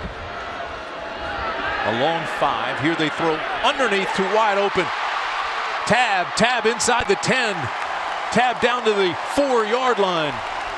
Jack Tab makes the catch. NC State blitzes on this play. Watch Giovanni Bernard come off and pick up the blitz right there by Renner time to find Jack Tab, the tight end. But good job by Bernard. We talk about his running, but how about the protection there to give his quarterback time? First and goal from the 4 after a gain of 26. This is Bernard. He'll lose a yard. Wolf again makes the tackle. That's 2 in a row. Earl Wolf is something when he decides to come up and play the run game. He is as solid as there is at safety, certainly in the back end defending, but when he defends the run, he's very, very good. Wolf, the captain and leading tackler of this defense. A 5-year senior. Remember Ebron right here on the end of the line of scrimmage with a 3-receiver set. He's been a tough matchup today. Second and goal from just outside the 5. Renner. Oh, knocked away and intercepted. Oh, what a terrific tip to himself by C.J. Wilson. Boy, and this one's on Renner, Tim. He just did not get the ball out there. Now, did C.J. Wilson squeeze it enough to secure the completion or the interception? Let's take a look. Want Ebron in the back corner. The ball's underthrown, and Wilson tips the ball away to himself, falls to the ground. Looks like he just pitched it to the ground after he caught it, so no doubt he caught the football here. Boy, and Bryn Renner just underthrew this. He has Ebron. If he takes him to the back pylon, it's a touchdown. He allowed C.J. Wilson to fall off at the corner spot to make the play. What a terrific play. You practice the tip all the time in practice. Very rarely do you see it. Here he tipped it to himself.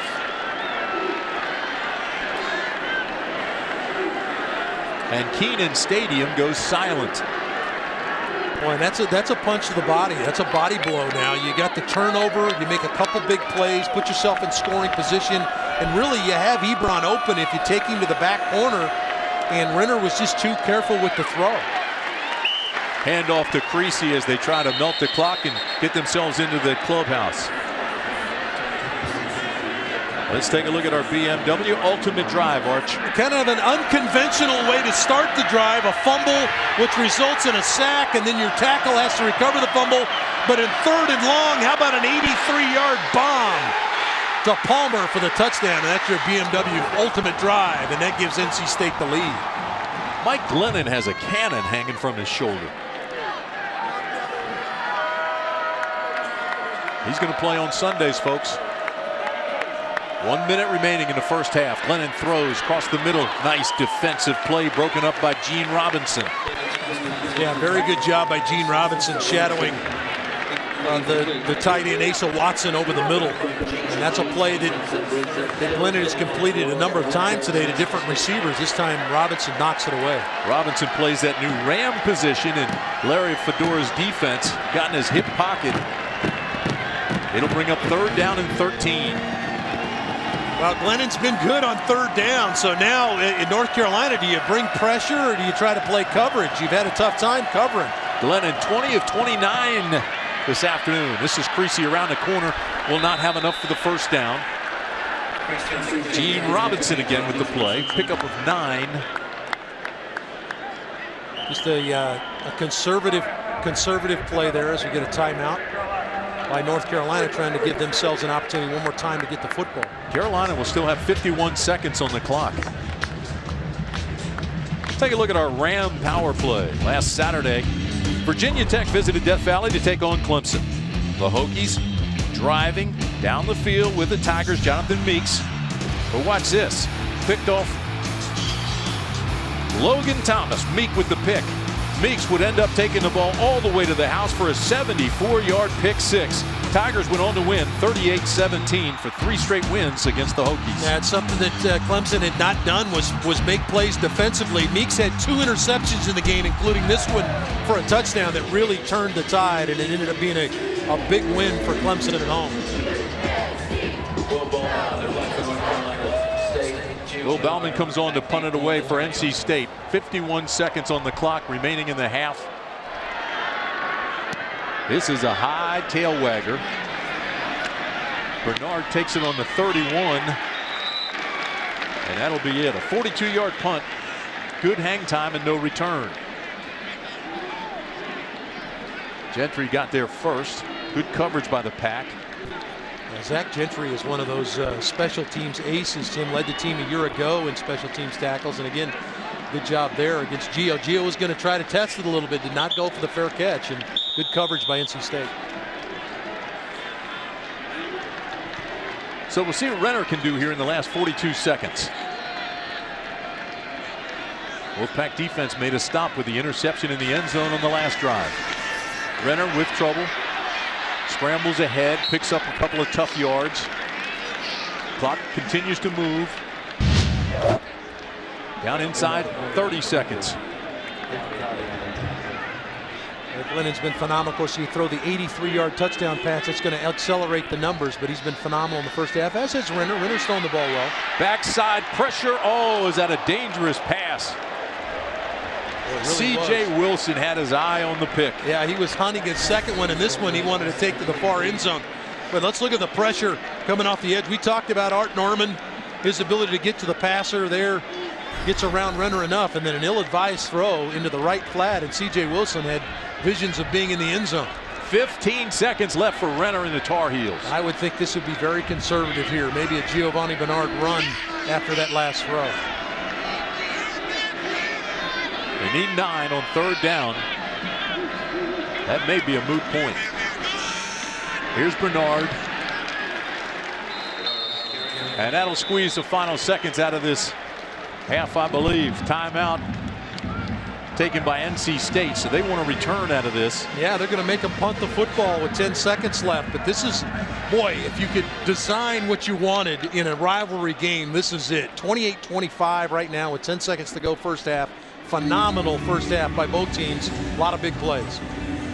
Monster of a game, monster of a record at the top of the broadcast. Legendary rock band Kiss kicked off our telecast. The band's 20th studio album titled Monster was released earlier this month to great reviews, so be sure to order your copy now. The new album from Paul Stanley, Gene Simmons, Tommy Thayer, Eric Singer, Monster. Get it today. 53 points so far, 699 yards of offense in the first half, Freddie Kiger tells me. And we still have a whole half to go. 10 seconds left in this half. Smith standing at the 28-yard line. And they'll let it go. And that'll do it. So the half finally comes to an end. It was explosive for both teams. 14 points, 15 points scored by the Tar Heels in the first 4 minutes of the game, and then NC State came roaring back and leads at the half 28-25. Well, I would think that Tom Osborne's got to be, or Tom O'Brien's got to be very happy with the way his team responded down 15-0. I would think Larry Fedora is going to be exercising some of the demons at halftime. Let's go down to Mike Hogwood. Coach, you started out strong. What do you have to do now to get that offense back where it was at the beginning of the game? We just need to make some adjustments, execute like we were at the beginning. It's going to be a 60-minute game. We knew that going into this game. It's going to go all the way down. What about their offense? They got hot there in the second quarter. What does your defense need to do now? They got to continue to do their job and play harder than the other guy. All right. Well, he's headed to the locker room there, Larry Fedora. 28-25. Tom and Tommy, we expected a shootout. We got one. What a game here in Chapel Hill. And welcome back to Kenan Stadium, everybody. This is a monster game, and what a first half we had. Tim Brandt and Dave Archer, it had everything. Interceptions, quarterbacks were sensational. Not much of a rushing game. Big hits. This had everything. Yeah, absolutely. If you're looking for a rivalry game, this is the one to see. This is going to be exciting down to the wire. Carolina got out of the blocks in a hurry. They scored 15 unanswered points in the first 4 minutes of this game, and it took a while for NC State to pick up the tempo of the game. Fast start by North Carolina, and then the counter by NC State as you look at the halftime stats brought to you by Buick. A phenomenal job of NC State countering what North Carolina has been, but it's anybody's game. Let's go downstairs to Mike Hogwood with Tom O'Brien. All right, thanks a lot, Tim. Coach, you've got to be pleased with the way your team kept their composure after getting down 2 scores. Yeah, we know it's a long game, and we expected some of that stuff. We expected to play it a lot better than we did, but it doesn't matter. We hung in there. We made some plays we had to make, and we ended up back on top. Mike Glennon's got hot. Senior quarterback's doing pretty much what he's done all year right now. Yeah, he's operating at a high level, and he's got to continue to do it. What do you have to do to win this game here in the second half? Well, we got to slow him down and stop him, which we haven't really done that well on defense, and then continue to make first downs on offense, because that'll end up in touchdowns. Any major adjustments that you made at halftime?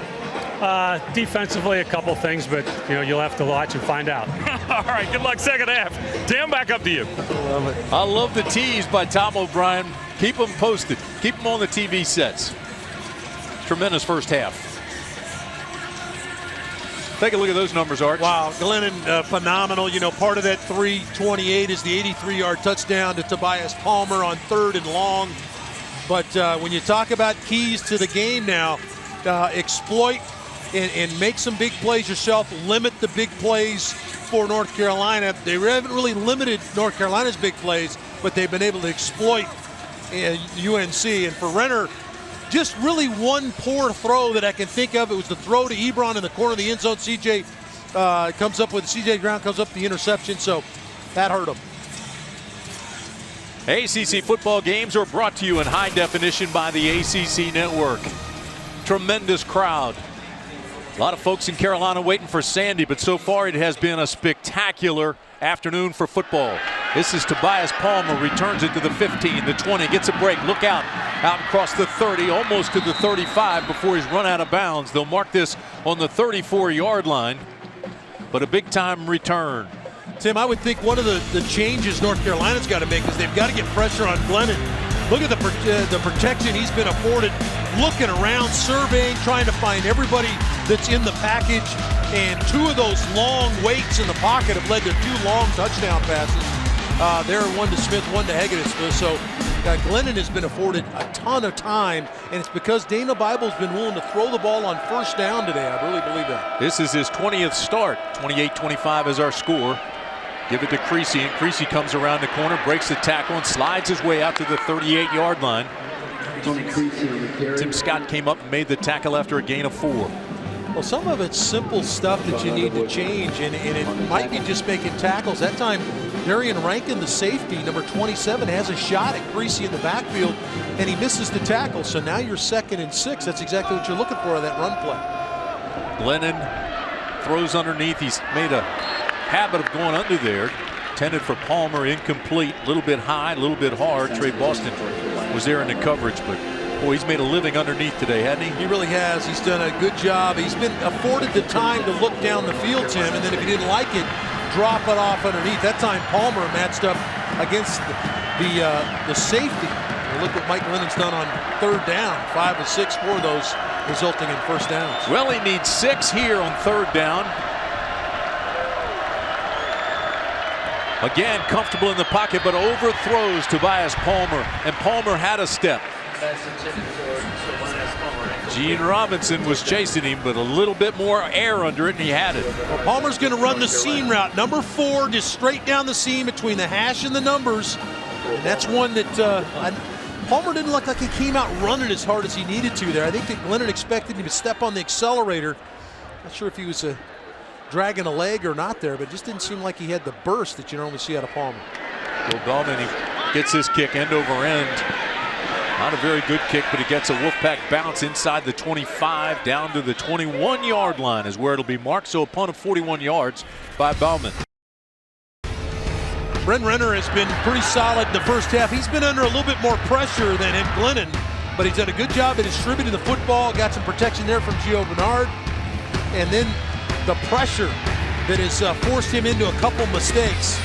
This one almost resulted in a disaster, almost was a touchdown the other way. So when they have pressured him, Brent has almost thrown the football to the other team. He has thrown one mistake, and his one mistake has been in the other team's end zone. So took points off the board. First down, Carolina.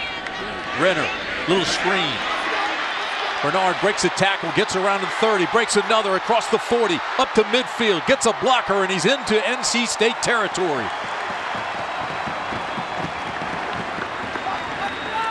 Big run by Bernard, pickup of 36 yards. Gio's late getting up now after this screen. Reaching and grabbing the right ankle. You see the right hand wrapped around the right ankle there. Boy, that's never good. He missed 2 games earlier in the year with an injury. ACC's leading rusher. Bernard is 5th nationally. Let's see if we can figure out what happened to Gio. It's a great design now in the screen, little 3-count screen. 1001, 1002, 1003. Lay it out to the back, line out in front. Excellent block out in front. You see the big timer Jonathan Cooper with the block, and now Gio doing what he does, making people miss. See if Slay, Slay fell right on the back of his right leg. Watch 55. Brian Slay, and just falls on the back of that leg. Gio trying to walk it off right now as he heads towards the Tar Heel sideline. Bernard with 7 catches today. Now those are the kind that stiffen up, as you know, Tim, after the game. If he can just kind of keep moving around on it, he'd probably be okay for the game. But that's one that'll stiffen up on him later on. But just fell on the back of his leg. You're just kind of trying to walk it off. Usually when they put those guys on a bike to keep that blood flow, you're right. Keep the circulation going. First down and 10, the ball at the 43 for Renner and the Tar Heels. Play action, Renner throws outside, and that's complete to Tapley. Not a lot on the play. Pick up a 4. Well, I like that Blake Anderson came out and got an easy completion for Renner, got him going with the big play to Gio, and then the deep out throw was an excellent throw there, taking his receiver to the sideline. Again, throws the out pattern. This is complete to Highsmith, and Highsmith down the sidelines for another first down. Highsmith didn't like the fact that Bishop came over and laid a lick on him. He felt like he was out of bounds. Good job of blocking. Again, this is something that North Carolina State has done a good job with, but this one, Highsmith finds a little room, and you watch Bishop comes over and drops the shoulder on him a little bit, and then took the right hand across the cheek. Good job by the officials to understand no reason to throw a flag there. Just two teams that are highly motivated to win a game. This is the way the Tar Heels started the game, moving the football sideline to sideline, trying to wear out that NC State defense. Renner again throws on the post pattern. It's complete down inside the 10. Picked off right out of his hands. Flag is down. This is C.J. Wilson, and Wilson across the 35 to the 37-yard line. We'll have to see what the flag is. That was a reception and a pickpocket. Yeah, he just took the football away from him. See if we can figure out what happened on the flag. Something on the return, certainly an illegal block or something on the return. On the return, 75, White, a block in the back. It's a 10-yard penalty, first down. That's T.Y. McGill. Well, this is a good throw by Brent Renner now. He's going to throw the seam post and put your foot in the ground and drive the football. Quinshaw Davis makes the catch, and C.J. Wilson just steals the football from him. This is a good job by the freshman to catch the football in traffic, and then the veteran corner just steals it. 29 starts for this kid. He knows how to play, and boy, what a big play that was. Another play by NC State's defense, both by C.J. Wilson in the scoring zone against North Carolina. Arch, officially that's ruled a 21-yard reception, then the fumble, and C.J. Wilson with the return. James Washington in the ball game. Looks for a crease, lets his eyes move his feet, and picks up 2. It's good to see James Washington back, number 24. He was the guy that they really leaned on last year. A lot of injuries in the backfield. Mustafa Green and some of the guys that carried the ball for him a year ago. But James Washington has his own injuries this year, but he really did a good job catching and running the football last year for the Wolfpack. Yeah, amen. Season-ending knee surgery in 2009. Had that ankle injury last year.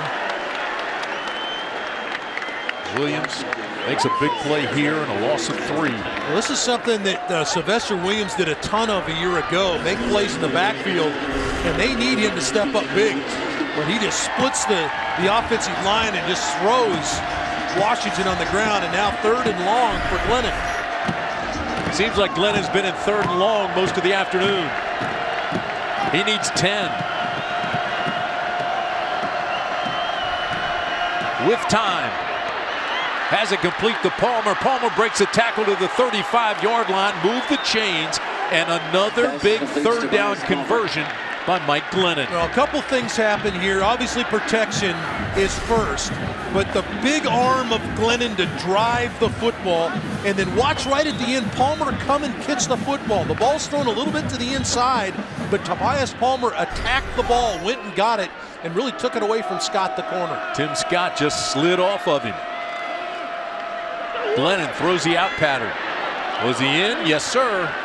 Quentin Payton kept his feet in bounds. It'll move it out to the 45. Gain of 10. On the catch. Well, with Dion Guy dropping out, the defensive end. Let's look at Glennon take a shot at the back end of this. Big hit, but the quarterback shot it in there. Watch him throw it right over the top of the defensive end Guy and gets it in to Payton. Boy, number 8 is dialed in right now. Left side goes Washington. James Washington. Absolutely nothing there. Closed captioning for ACC football. Brought to you by Bojangles' famous chicken and biscuits. It's bow time. Had a good play by Sylvester Williams. Jabari Price back on the field. We saw him leave earlier, number 4. A little banged up. Good to see him back on the field. But Williams has made 2 plays here. Glennon will play action, throws outside again, and another drop. This time by Payton at 6 drops. That's intended for Quentin Payton. Well, there's nothing you can say about it. You've got a couple of drops. It seems like everybody's had their turn at dropping. This is Payton's first drop. but just a well-thrown football. You got to get your head around if you're playing with Glennon, because it's coming. And partner brings up another 3rd and long. They need 9. This is right in Glennon's wheelhouse. Time, the out pattern incomplete. It was intended for Underwood.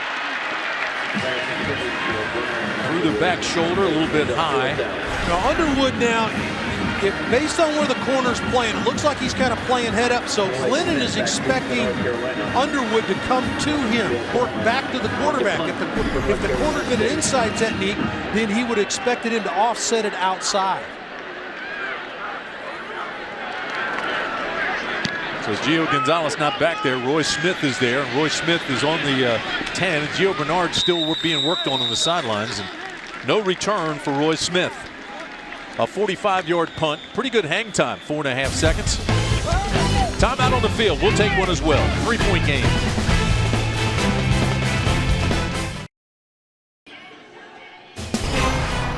Today's telecast is being brought to you by CPI Security Systems, by Geico, by your local Toyota dealers, by Ruby Tuesday, and by PNC Bank.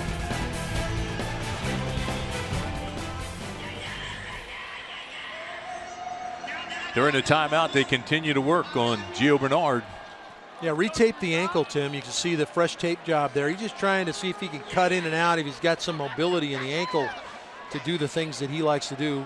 Looks like Romar Morris will take the first part of this series as Gio tries to work through some of the stiffness of the ankle injury sustained the last series. First down and 10 at the 10-yard line. Renner with a little swing pass. Gets back to the line of scrimmage, and that's it. Morris had nowhere to run. Good job by Dante Johnson. The corner out there does a good job of playing off the block of the receiver. This is a big part of what North Carolina wants to do is he screens, and they have not been able to block the NC State defenders on the perimeter. Off the right side goes Morris. Picks up 5. Sterling Lucas was there first. Haven't mentioned Ebron's name here in the second half. Big Eric Ebron was a big part of what North Carolina was able to do moving the football in the first half. Ebron right up here, the end of the line of scrimmage there, the big tight end. Third down, Carolina needs 5. And they flag it. Yeah, Ebron moved early, big tight end. So his name's been called now. Offense, number 85. It's a 5-yard penalty. Eric Ebron, unusual for him. You talk how it started for North Carolina, did an outstanding job, but then NC State did a good job of adjusting, and they had a tough time moving the football after the first quarter. Carolina just 3 for 9 on third down conversions. They need 10 here. Down the middle and almost picked off. It was intended for Ebron, and Dowdy had it right in his hands and couldn't hold on.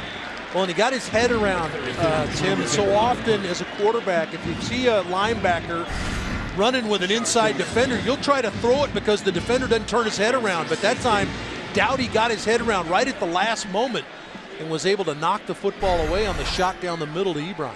So Tommy Hibbert comes on to punt it away. He'll be out of his own end zone, about 5 yards deep. Here's a look at Rashad Smith standing at the 48. And Rashard Smith will have to come up the field this, and he gets it at the 47. And great field position after a 37-yard punt. Mike Glennon and NC State will have it in Carolina territory.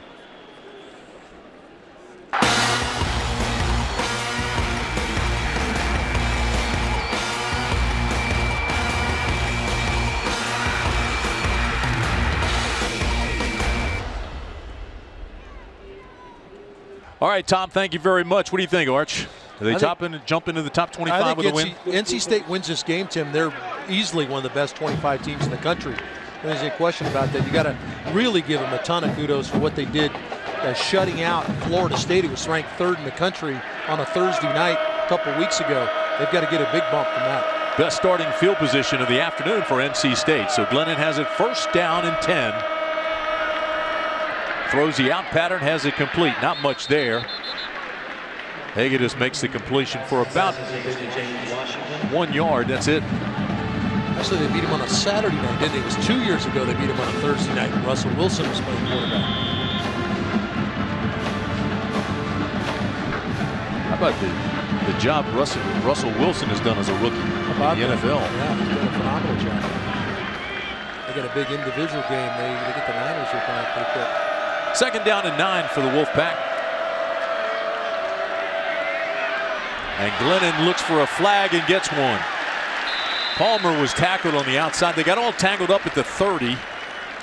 Tommy Hefferman and Tobias Palmer both went down, along with Dion Guy was out there.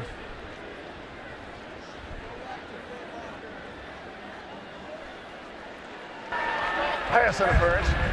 Defense number 24. That is a automatic first down. That's Terry Shankle. National recording artist Little Big Town and Lee Bryce headline ACC Fan Fest presented by AT&T. Get your game tickets right now. Don't miss the free event held on Saturday, December 1st. As prior to the ACC Football Championship, visit accfootballcharlotte.com for tickets and a whole lot more information. Glennon again with all day and finally runs out of time and is sacked. That's the third sack of the day. Glennon goes down in a hurry. So Thompson got there and took him down. Underwood applied the pressure. Well, this is the first time they've gotten to him with a four-man rush, though. Tim, we talked about them applying pressure with 6 men. This is the first time today they've been able to get there with a four-man pressure, meaning 7 are in the back end, making him hold the football. Glennon throws underneath and it's dropped again. That's 7 drops. And again, it's right in his hands. Creasy just couldn't hold on. And Creasy is going to run a long way with this one. He's going to get inside the 10-yard line if he catches his football. Good protection again. He just runs a little delay route and comes over the middle. He's working against Heffernan, the linebacker. If he catches that, there's nobody until about the 10-yard line for North Carolina. Tom O'Brien has to be fit to be tied watching his Wolfpack drop all these passes today. Number 7 now for North Carolina on drops. NC State, I'm sorry. Third down and 14. Glennon backside pressure, throws into the corner, intercepted. That'll be a touchback and bring it out to the 20. Trying to get it to the freshman Charlie Hagedis, and Charlie was walled off by Shankle. He does an excellent job defensively here. Shankle just going to get in the hip pocket, and Hagedis runs out of room, and now you got to become a defender. And he just could not get back to the football. And a good play by Shankle to wall off the wide receiver and make a play. And that was something North Carolina needed desperately. They needed to play on defense, and they got it. Boy, you can't use that sideline any better than he did there and made the pick. Terry Shankle, who missed some time, is back and making his impact here in this ball game. First down and 10 for the Tar Heels. Swing pass. Out across the 25 goes Morris. Gain of 7. Let's go downstairs to Mike. What do you have, Mike? It's TJ Yates, who used to be the quarterback here in North Carolina, now with the Houston Texans in the NFL. Got an off weekend. I know you're proud of what Brent Renner, he considers you kind of his mentor and what he has done. Absolutely. Me and Brent have a great relationship. We lived together for a while I was here. And he's a great kid with a lot of talent, so much intensity in his game. I'm excited to see where he can take his team. Yeah, you played in a number of these State Carolina games. You lost a couple of them, but this is all of them. All of them. This is special, isn't it? Oh yeah. I mean, there's nothing like it. The State fans, they come over here. They always travel real well. Always a great atmosphere. I unfortunately never got the best of them while I was playing, but hopefully these guys can do it today. All right, good luck to you and the Texans. Thank you very much. TJ Yates, Tim, he was a great one here. He sure was, Mike. Thanks. Third down, and the Tar Heels have missed the last 2 opportunities on third. They only need a yard here. Carolina burns a timeout to talk this one over. It's a big play for him. Good to see Giovanni Bernard back in the ball game. Yeah, good to see T.J. Yates here. I mean, he's a great player here in North Carolina. There are a lot of them, and Carolina's in a battle today with the Wolfpack. Back after this word from your local stations.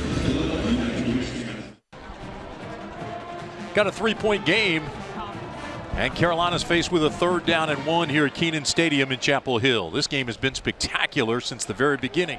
28-25, NC State leads. See if Bryn Renner can get something going here, and he needs a 1st down. Got Giovanni Bernard back at tailback now as he checks back in after the ankle.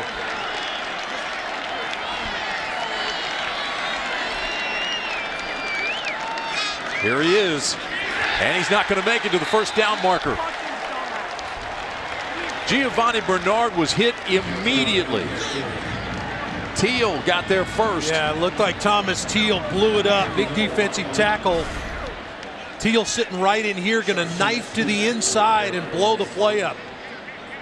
Boy, what a nice job of Teal pinching to the inside. It looks like they may have slanted their line that way, and Thomas Teal, the sophomore, with a huge play.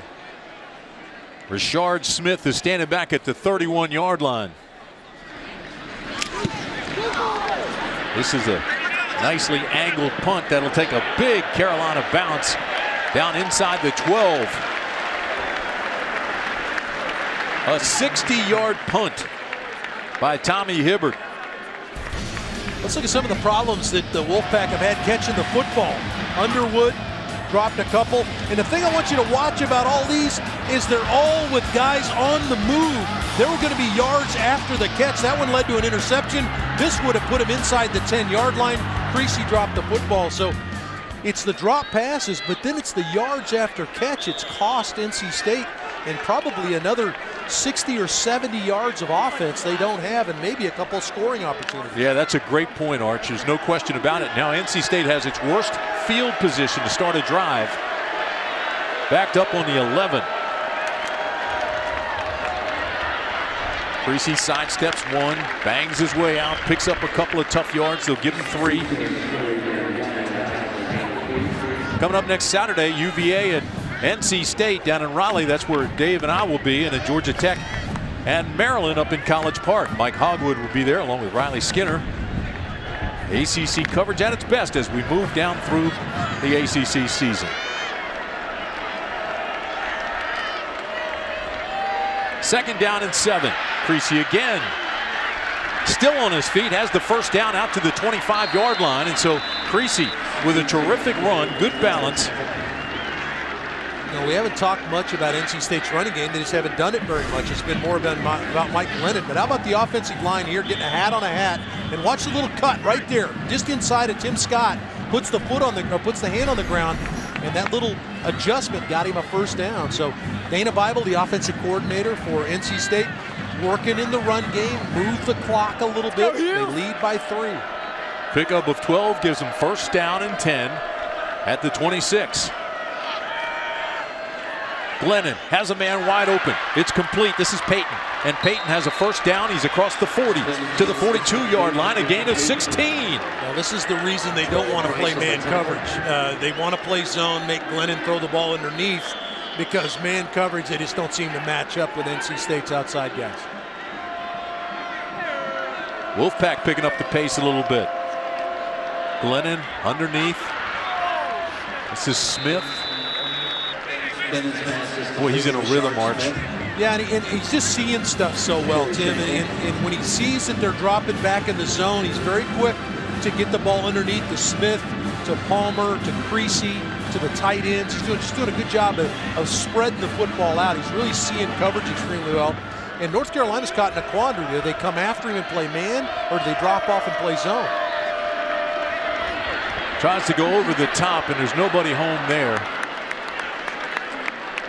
That's the one that really gets you as a quarterback. Payton quit running. Yeah, I was going to say, he didn't look like he ran that thing out all the way. And these guys have to understand that this quarterback's going to put you up to bat. And you got to continue to run. Quentin Payton's had some good plays today, but that was not one of them. He almost cost his quarterback an interception. Ebron comes in on defense. 3rd down and 5.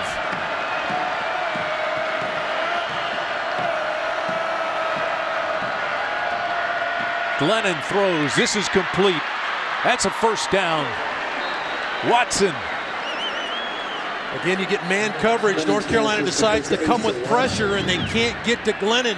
So now Asa Watson is matched up one-on-one on Glenn Robinson. And Robinson's just going to fall down. Watson gets rid of him, sheds him, finds the football. Good catch there. We talked about the balls have been dropped. That was a good catch on the back shoulder by Watson. NC State with a lot of yaks today, yards after contact.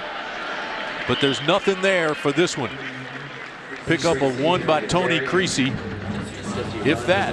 We saw that stat we threw up there. Maybe we can get back to that stat that we threw up. They've had 21 plays of 0 yards.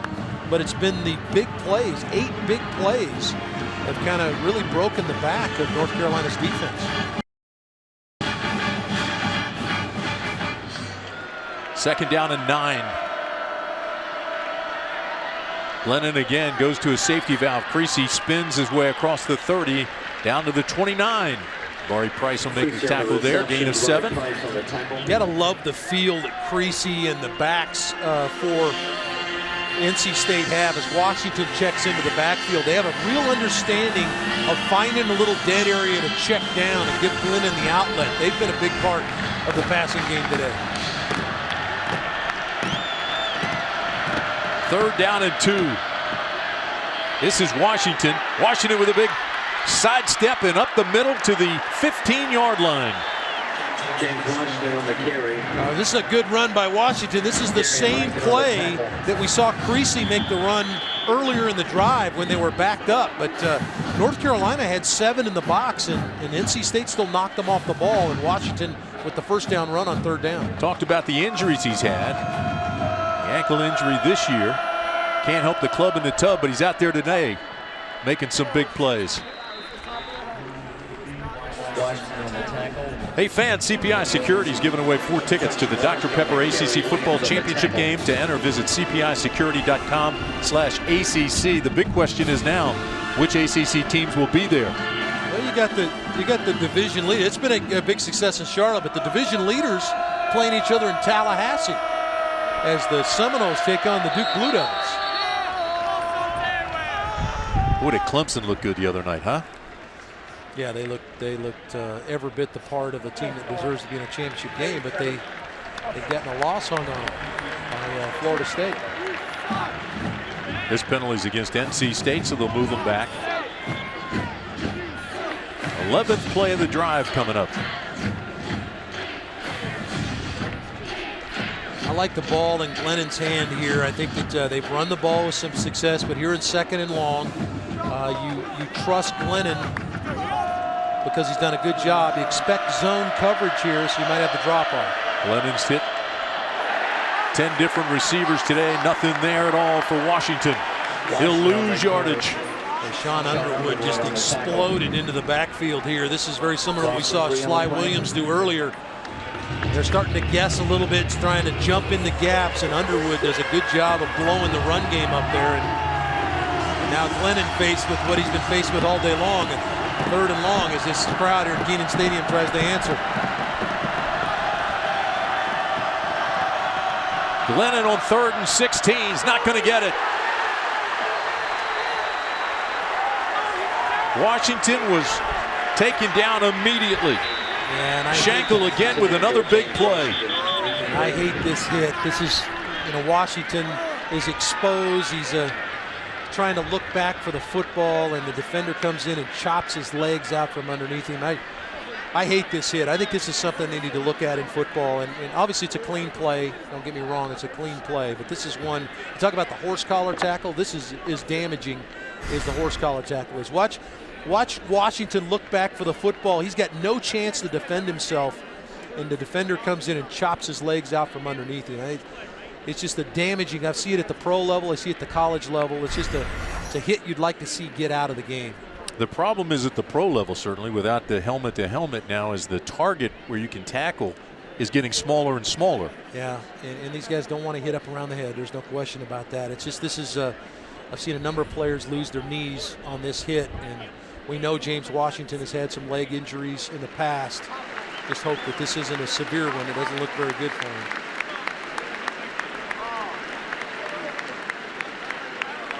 Mike Hogwood will go over and get an update on him, but he's obviously in pain. Nicholas Sadie on for North Carolina State to attempt a field goal. So Nicholas Sadie comes on for the 38-yard field goal attempt. Strong leg. His longest field goal is 50 yards. This is from 38. Good snap, good hold. But it's wide right. And it stays a 3-point game. Well, that's news because Slady made his last 5 kicks. Started 2 of 5, but he made his last 5. And that one slides right. That was a big kick. Well, we talked about the leaders and we talked about how big this game is. As you look at the Belk standings, there's Florida State, the game you talked about, Arch, right at the top. Well, NC State's got the game in hand against Florida State. And I mentioned Duke. Duke's sitting there. They get Florida State this week. They got Clemson coming up next week. So their destiny's in their own hands as well. Renner drops to throw, throws over the middle, and it's overthrown. Looking at those standings, how about Duke bowl eligible for the first time since 1994? Yeah, big win over North Carolina a week ago. And well, this was an opportunity here for Bryn Renner. Both safeties flat, and Amerson going one-on-one with the freshman Quinshaw Davis and was right in his hip pocket. So good coverage by David Amerson. What a backpedal by Amerson. Big time. Incomplete. And it'll bring up 3rd down and 10.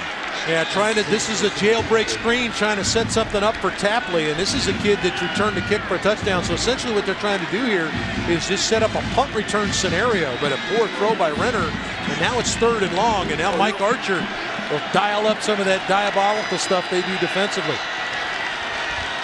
Carolina just 3 for 11 on 3rd down conversions.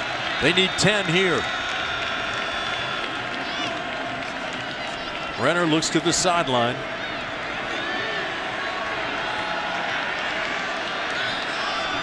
Play clock down to 4. Renner throws underneath, incomplete. Wouldn't have enough for the first down, but you get it in his hands, and as you said, Arch creates space for Bernard. They had a chance, but that wasn't well thrown. Just played zone, and a really good job again by Dowdy, the linebacker, to find Eric Ebron over the middle, really walled him off, and that's where Renner wanted to go, and his check down was Bernard. He was too wide with the throw. So Tommy Hibbert, whose last punt was 60 yards, comes on to punt it away again. He has the wind at his back as Sandy moves in on the coast. Rashard Smith is standing back at the 37-yard line. This is a knuckleball that hits at the 49 and gets a Carolina roll to about the 45. So a 34-yard punt. It's been an up and down stock market type day for Tommy Hibbert. Well, nothing gets you closer to the must-see moments of the day than the ACC Digital Network. If you missed it or you want to see it again, we've got it covered for you. And Saturday mornings, catch ACC Kickoff live at 11 a.m. The ACC Digital Network brought to you by Ruby Tuesday. Go to youtube.com/ACC Digital Network.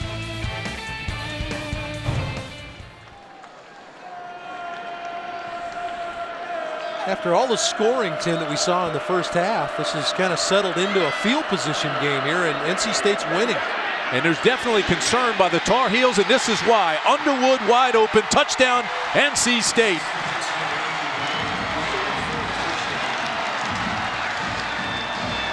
"55 yards.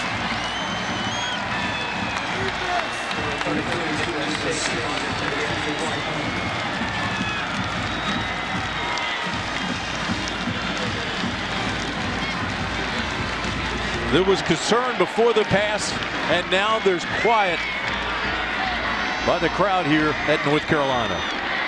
Well, like the play call by Dana Bible, he's been aggressive all day long. He gets short field opportunity after short punt. Take a shot. And he did. The extra point is good. And how about the turnaround in this game? It was 15-0 North Carolina. All right, here you go. Here's Tobias Palmer right here. He's just going to run the post I don't know what Trey Boston is peeking in the backfield for. He's helping the corner on this play. They're playing quarter coverage. He's got to take the deep post route, and he runs right by him. And that's the second time we've seen a safety or a defender get beaten over the top when they had help. And I'm sorry, I said Tobias Palmer. Brian Underwood makes the touchdown catch. His second of the day. Let's listen to Gary Hahn on the NC State Network. Back at its own 45. Glennon back to throw on first down. He's going to float it over the middle to Underwood. Caught, 10-yard line, wide open, 5. Touchdown State. Touchdown Wolfpack. Underwood. And Mike Glennon, 459 passing yards today. A career high, 5 touchdowns. Incredible afternoon for Mike Glennon. Underwood with just a lean to the outside. Maybe it took Boston took his eyes off him, a little double move, but still no reason to hold and stay short if you're the safety there.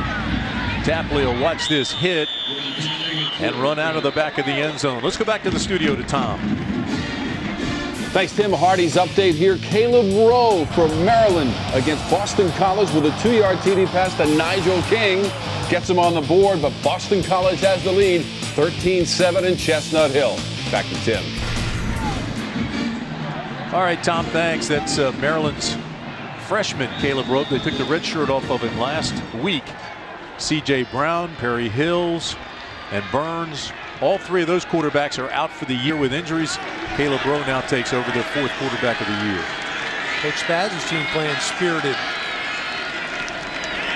This is Bernard. Gets to the outside. Crowd wants a late hit. No flags. It's a good play by Art Norman, the defensive end there. It was a good job. Dowdy comes in late. And you see Norman, 95, gets him out of bounds. And Dowdy, well, they could have. Dowdy looked like he stumbled a little bit. Maybe that was the reason they didn't make the call, but he certainly hit him on the white. Crowd just saw it on the big screen and let out another yell. Brent Renner goes down, sacked. His first sack of the day. Back to the 19. Big Art Norman talked about him. He's their sack guy, and he's going to come off the edge right here. Just going to apply the pressure and really collapse the pocket. Just pushes the pocket in. Actually being double teamed right there. Split the double team to get to the quarterback. So Norman's second sack of the year. The end of the quarter. A 10-point game. Right now, NC State's got the momentum. Can Brent Renner bring them back here in Chapel Hill? We'll be back with the final 15 after this.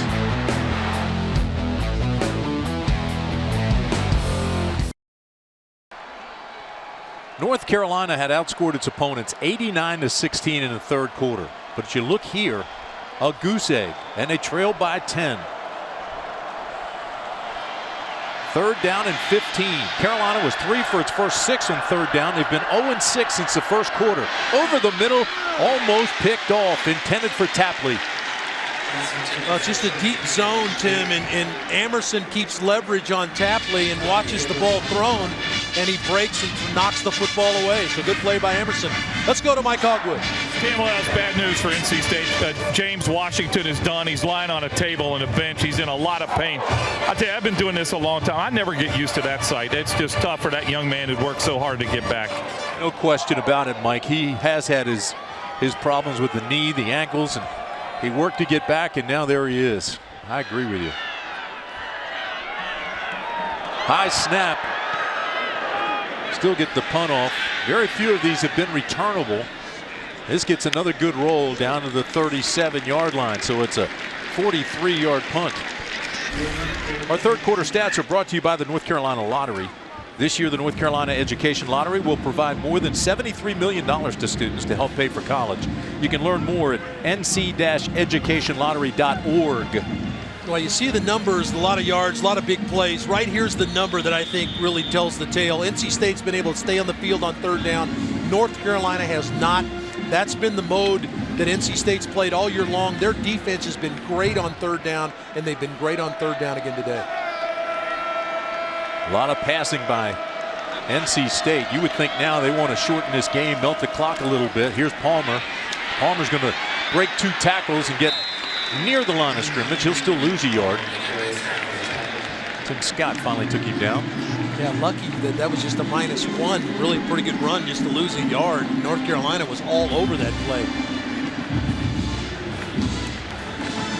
To see how aggressive North Carolina gets now defensively, trying to get after Glennon. He's been afforded a lot of time to throw it, and they have not been willing to blitz. 2nd down and 11.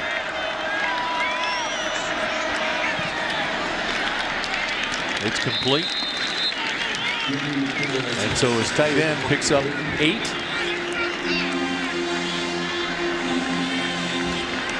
Mario Carter just went hooked. Yeah, the ball was waiting for him. It's just a zone control play, Tim, where he's going to take whatever they're giving him. They're playing a deep zone. He'll drop it off, and he's very happy to be 3rd and 4 here. 3rd and 4 is manageable. Glennon with pressure now throws it away. Came with blitz. Reddick was in around the quarterback. They did a good job of getting to Glennon and forced a quicker throw. See a lot of players around the line of scrimmage. Here comes the blitz, more than they can block, and now Glennon has to throw the football away and play the field position. Good job, Coach Dish. Called that defense. He likes the result, and that's what you got to do. You got to win on 3rd down. Just talked about those numbers at the end of the 3rd quarter. So the defense makes a stop, and now the offense will get it back. Roy Smith is standing at his own 12-yard line. This is a short punt, and he fair catches it out at the 26-yard line. So a 32-yard punt. Not much hang time.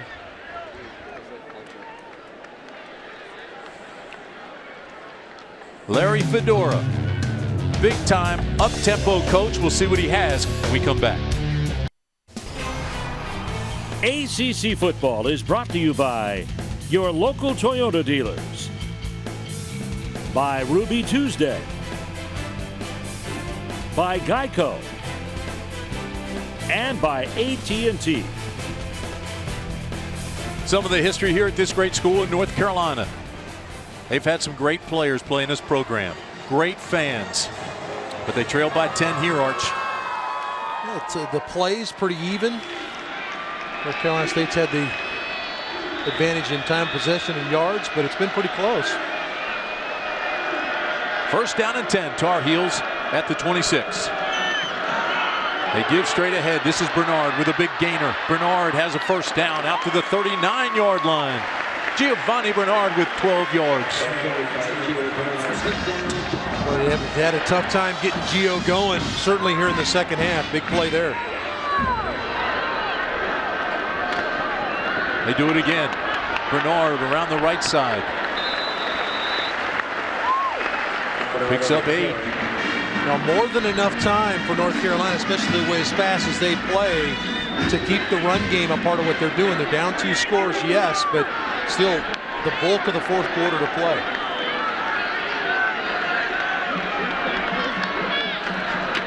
Renner with backside pressure throws it over the top, and it's going to be pass interference.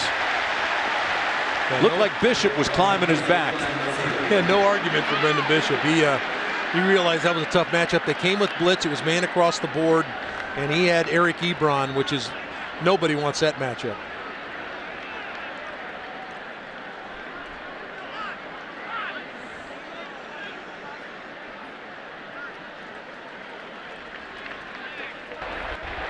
Pass interference. 30 on the defense. That's a spot foul. Automatic. 1st down. Ron Cherry with the call. Hey, check out the new team pages section of the ACC.com. It's brought to you by Toyota.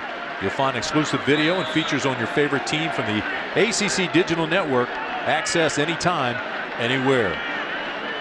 1st down, Carolina. Clock now becomes a factor. They need 10. They pick up 8. Good read by Tab to hook up in the zone between the corner and the linebacker, and Renner on the same page, got him the ball quickly, and you get a nice 1st down pickup. Jonathan Cooper slow to get up now. He tried to go. As a matter of fact, at the end of the play, he scrambled back to the line of scrimmage and then fell again. While we have time, let's go back to the studio. Here's Tom.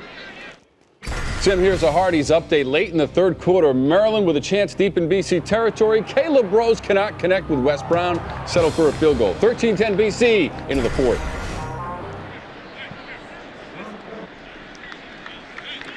And back here at Kenan Stadium, we're watching Jonathan Rowe, the big old 6'3", 295-pounder from Wilmington, North Carolina. Jonathan Cooper, rather.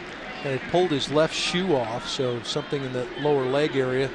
That right there, ladies and gentlemen, is the best offensive lineman I've seen all year long. I think he's the best interior offensive lineman in the country. I thought it was interesting yesterday talking to the coaches. They said some scouts had him as the #1 athlete, #1 player in the draft. I saw film of him last week where he was blocking for Giovanni Bernard 40 yards down the field. Bryn Renner, play action. Now throws to the outside. This is Bernard. Bernard with a big gainer down to the 20 and bulls his way down to the 18. Finally wrestled down by Brandon Bishop after a gain of 19. We're seeing Glennon do this a lot, drop it off to the back, and a good job of Renner seeing coverage, and nobody had Bernard in the left flat. And a lot of running room for the redshirt sophomore. Just over 12 minutes to play. Bryn Renner pumps, now runs by himself, and he is tattooed at the 17. Let's go downstairs to Mike. Well, they've already lost one offensive lineman in Brennan Williams. He's number 73. But you say, hey, wait a minute. There's a 73 out on the field. That's James Hurst, who's wearing Brennan Williams' jersey in honor of him today. Williams is a senior, and they want to let him know he's not forgotten. So there is a 73 on that offensive line. All right, Mike, 2nd down and 9 here. They give the little draw play, and Bernard breaks the tackle and scrambles down inside the 15. Jonathan Cooper, who had left the game a play or two ago, checks back in at left guard. But how about Giovanni Bernard? Here I am, no I'm not. How about he makes some people miss? There's no place to go here, and finally finds a crease and gets a positive gain on 2nd down. Now 3rd and medium for Renner. A.J. Blue comes into the ball game. 3rd down and 6. Renner with time, throws the swing pass, big gainer. 1st down, and Blue has the ball all the way down to the 5-yard line. Tim, this is all just dropping the ball off to the back. These are check down or flare control throws. He's looking down the field. It was Giovanni Bernard to play before, and this time it's A.J. Blue in the right flat wide open. That big old defensive line of NC State right now is winded. But they make the stop here inside the 5. Cato, Bishop, and Teal, Dowdy filled. Remember, they got Ebron to the corner on the other end of the field, and it resulted in an interception. Had him open, just didn't get him the ball. See if they think about getting him the football as they got an NC State player down on the field. It's Cato Bishop.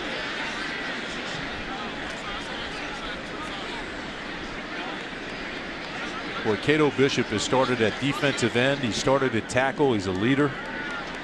Was forced into the lineup maybe a little bit early last year because of injuries, but he grew up fast.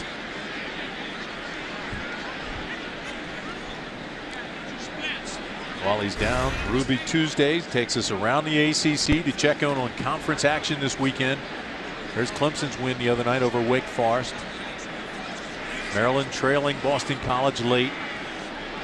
Brigham Young and Georgia Tech tied 1st quarter in that game. Timeout on the field. We'll take one as well. 10-point game, 10:39 to play. Carolina, though, is in the red zone, inside the 5, and charging hard. Giovanni Bernard really strong in this drive, but he's out. A.J. Blue comes into the game.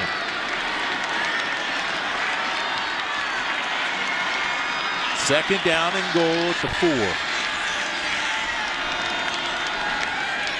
Bryn Renner throws complete, touchdown North Carolina.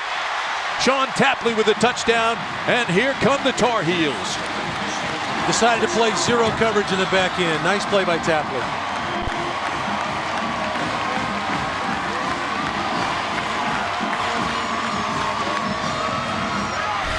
Safety blitz in the back end. Tapley going to come, run a little delay route to the outside. He's isolated on the safety Wolf. Good recognition by Renner. Good pickup by Blue on the safety blitz. Give his quarterback time to to get the ball to Tapley for the touchdown, and we got a one-score game, boys. Carolina's first score since 1:24 of the first quarter. It's been a long drought, but Tapley brings them home on the pass from Renner. 10:23 to play. 35-32 NC State. One of the all-time great ACC rivalries. Hardy's update. Tom Wormy, Tommy Bowden in the studio, and it's Florida State striking first against Duke. Well covered, but just too much speed for Florida State. E.J. Manuel puts it perfectly in stride. Rashad Green, 71 yards on the play, 7-0 FSU. Back to Tim. Carolina crowd is back in it. The Tar Heels have scored here in the fourth quarter, their first score since the first quarter. It's 35-32 NC State, and the Wolfpack about to get the ball back. This is Tobias Palmer at the 8. Takes it on the run, looks for a block, and Palmer's all the way out to the 33-yard line. A return of 25 yards. Our edge of the game is brought to you by Principal Financial Group. Total yards in this game are over 1,000 combined. Yeah, the two teams have done a good job moving the football, putting the ball in the end zone, and that's why we have a classic 35-32 with 10:18 to go.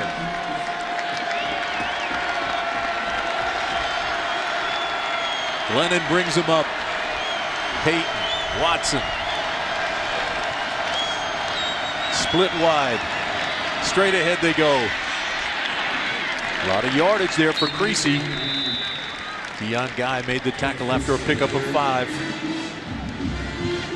Well, I don't think you say enough about the way NC State's offensive line has played. They've given Glennon a ton of time, and when they've needed to, they've been able to crease this defense with the run game. And that one right there where Creasy got 5, and now you're second and medium. The game still has to stay in Glennon's hands as they've gone to a wildcat look here with Glennon down at the bottom. Straight ahead. Close to a first down goes Tony Creasy. He'll be marked just past the marker. That's a pickup of 6. Move the chains. How about Dana Bible saving that to right now? You've not seen it the whole game. Here's Glennon down at the bottom. Little fake to Palmer. Creasy hits it straight ahead. This is a nice job. I think Dana Bible has had a really good day calling plays today against North Carolina's defense. Tony Creasy, one of the top prospects in the state of North Carolina. He has high hopes here for NC State. Wants to make it 6 in a row over North Carolina. Movement. This looks like it'll be against North Carolina. They'll move them back, or NC State rather. False start. 79 offense. That's a 5-yard penalty. R.J. Mattis moved, and so we talked about those pre-snap penalties that have plagued NC State this year, and here's another one. And I know Tom O'Brien just cringes every time that happens. It's hard enough to get yardage in these hard-fought games, but to give 5 back. Brings up 1st and 15 for the Wolfpack. Look out, Glennon's in trouble and goes down at the 35-yard line. 4th sack of the afternoon for the Tar Heels. Well, Reddick is the guy that they usually get a big play from when they need one. Reddick, the middle backer, leads his team in tackles. Here he is right here. He's going to shoot through and beat the block of the back. Watch him defeat the block of the back and then get to Glennon and put him on the ground. So they forced a 2nd and long here. But a nice play by Kevin Reddick when they needed it. His 5th sack of the year. 2nd down and 19. The momentum now belongs to North Carolina. Can Glennon get it back? No. Reddick again. And incomplete again. Reddick and Hughes come on the pressure. They had a screen dialed up, but the pressure was too quick to set up the 3 count. They wanted a 3-count screen to Creasy, but here comes Hughes and Reddick, and he couldn't wait on Creasy to get in position. NC State 7 of 15 on 3rd down conversions. They need 19 here. Incomplete. Carolina holds them. Nice job by the guys up front. Eric Ebron, we talked about playing both ways. He was part of the pressure there, number 85. The tight end who we've talked about catching a number of balls, that time was part of the pressure package and was able to get around the quarterback. So nice job by North Carolina's defense to have a really big sequence when they needed it. It looked like Creasy stumbled at the end of that play. High snap, good punt. This is a high spiraling punt that'll take Smith all the way back to the 13.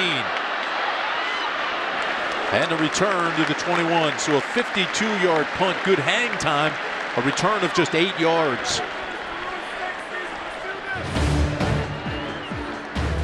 "102nd meeting between State and Carolina, 35-32. We've got a word from our local stations, and then we'll bring you back for the finish.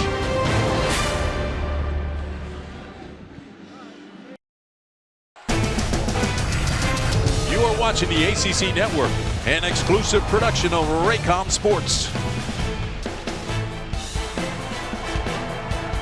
I don't know what they paid for a ticket, but they're getting their money's worth this afternoon. 35-32. Carolina now trailing, but with the ball with 7:55 to play in the fourth quarter. This is Bernard. Gets a block, turns it up inside, spins his way across the 30. Giovanni Bernard. A gain of 11. Now Gio continues to work hard and try to provide his team an opportunity to win the football game. But a good job there by that left side.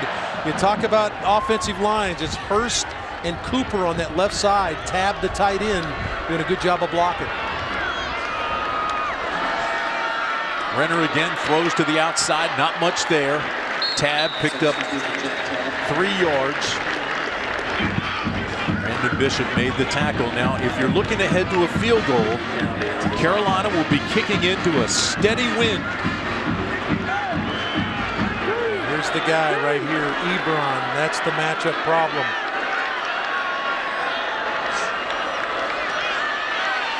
Bryn Renner on second down, throws it underneath, incomplete. It'll bring up 3rd down and 7.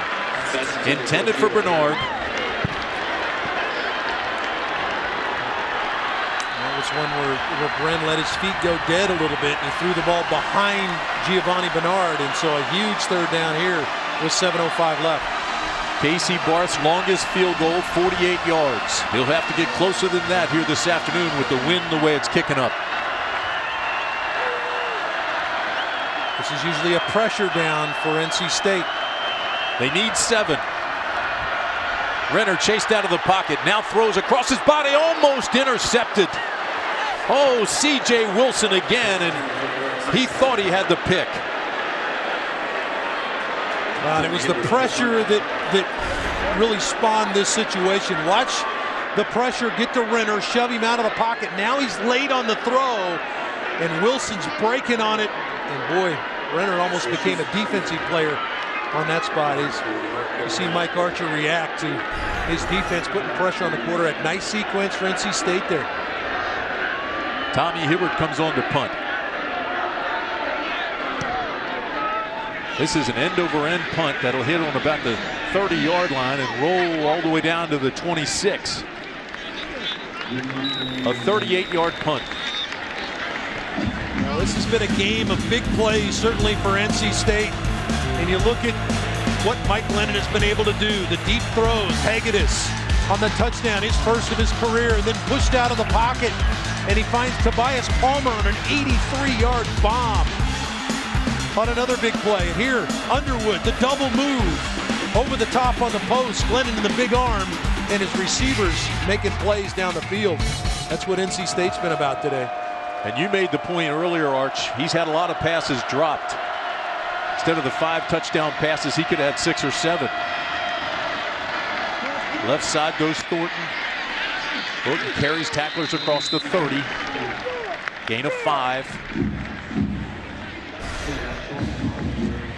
When you look at the NC State big plays and look at them. Normally you count anything over 15 yards a big play. Those are explosion plays. 5 touchdown passes. for Glennon today, and he's been phenomenal. Really, they've had the running game has just been a mix-in. It's been about Mike Glennon making monster plays down the field. Most of NC State's success has come through the air. Glennon now trying to shorten the game, milk the clock. 2nd down and 6. Not much there, but breaks the tackle, goes Thornton out to the 34-yard line. Gain of 3. Tackle made by the safety Trey Boston. It'll bring up 3rd down and 2. Larry Fedora imploring his defensive line, his front 7, to step up. Underwood trying to get the crowd to get into it here. Obviously a huge situation here. Short 2 yards, almost a full 2 for NC State on 3rd down. The Wolfpack has missed its last 3 3rd down conversion attempts.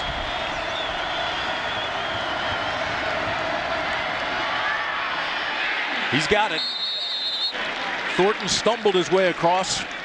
Dion Guy made the tackle, but they'll move the chains. 1st down, NC State, clock at 5:22. Give that right side of the offensive line, Chandler, Christoph, guys, cutting it off to where Thornton and Creasy can cut back, because front side, they're getting a lot of penetration, is North Carolina, but it's NC State's backs cutting it back and finding a little crease in there to get enough for the 1st down.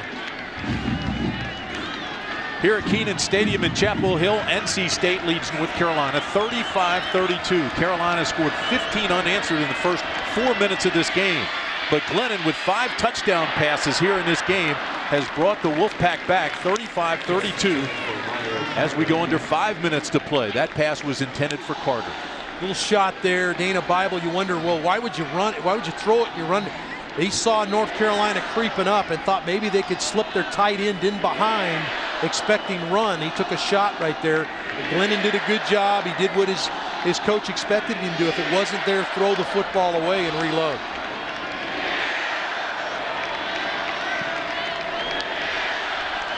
Second down and 10. Glennon throws incomplete.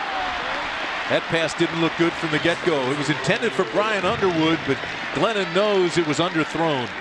Well, I think at Underwood, it's an out route, so he has to err to the sideline, Tim. And it looked like Underwood struggled a little bit to get out of the break. It was a speed out. He throws it on the safe side, which is towards the sideline. Underwood just couldn't track it down. Tar Heels have an injured player, and it looks like Ebron. It's like cramps potentially for the NC defender. No, that's not Ebron. That's Shankle. Thanks, Tim. A Hardy's update. Maryland at Boston College. And for the Terps, it's the freshman connection, Coach. Got Caleb Rowe to Sheldon Diggs. 66 TD yard reception. Puts Maryland on top 17-13. Look at Stephon Diggs go. 17-13. Maryland just got the ball back on a BC fumble. It is late in the 4th, and they lead by 4. Let's go back to Tim. Talk about a freshman performer. Oh man. He's been as good as there's been all year long, not just in the ACC, but in the country. He's been phenomenal. Here in Carolina. Brent Renner trying to stay warm on the sideline, knowing that 3rd and 10, he's going to potentially get the ball back here. NC State was hoping they could really get some time off this clock, but they've been unable to do it. North Carolina's success now getting after the passer has been to bring more than just 4. But that means you're a little vulnerable in man coverage. Here comes the pressure. 3rd down and 10, over the top and overthrown. Brian Underwood had gotten behind the defenders, but Glennon again had pressure and had to unleash it. Now, I'm not sure why Underwood spins here, but here comes the pressure. This is what North Carolina's gone to in the second half to try to speed up the time clock for Glennon. But here Underwood runs by. Now keep running. Not sure why he spun around. It's just an adjustment to the outside, but the young receiver decided not to do that. Tried to spin around, stopped all his momentum. Bauman's punt will be taken at the 21-yard line. They'll mark it at the 22. Roy Smith with a fair catch. 39-yard punt, so the Tar Heels have it back with plenty of time left in this game. 4.5 minutes to go.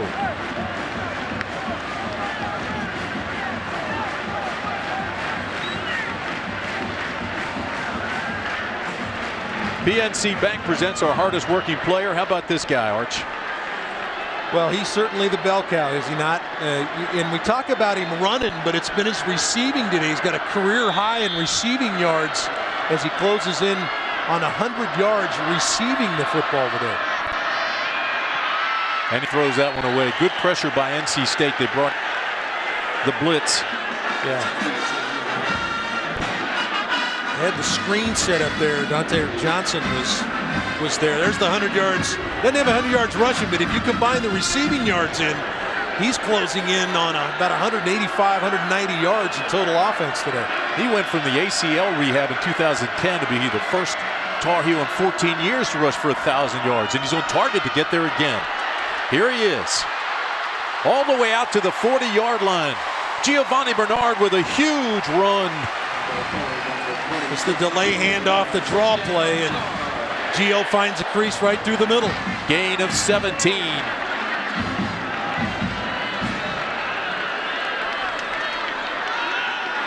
Here he is again. Look out. Broke a tackle.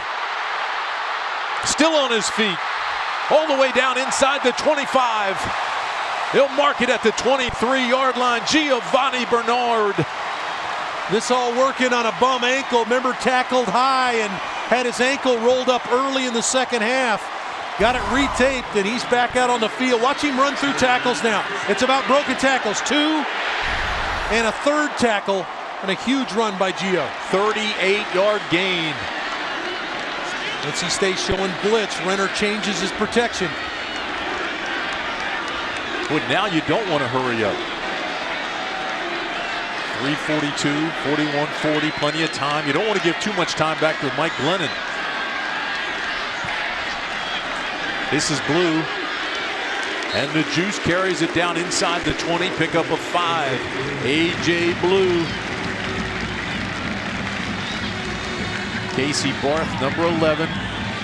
He's the guy that ultimately is your stopgap. They want to score a touchdown here and win the football game.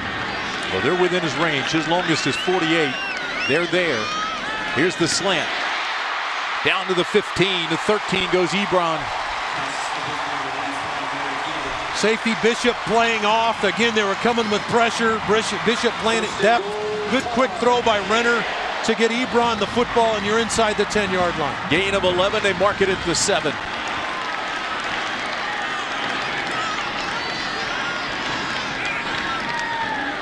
Bishop creeping up right here, thinking about blitz.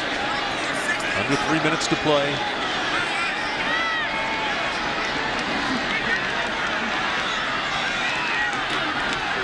Giovanni Bernard. Gain of 1.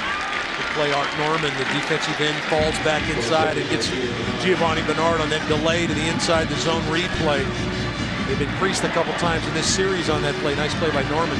NC State's defensive philosophy has been moving the front, stem, stunt, twist, stay on the move, but they haven't done that in the second half. A lot of guys winded. Renner, incomplete. Dangerous pass in the middle to Ebron. Should have had it, but then once it was touched, it was up for grabs. It's a perfect call too, Tim. It's a jailbreak screen. They play man coverage, and there's nobody inside.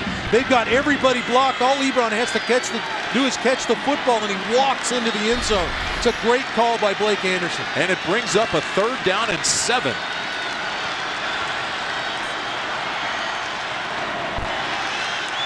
They have not covered the back out of the backfield the last couple series. Bryn Renner. Here comes the blitz. He's sacked.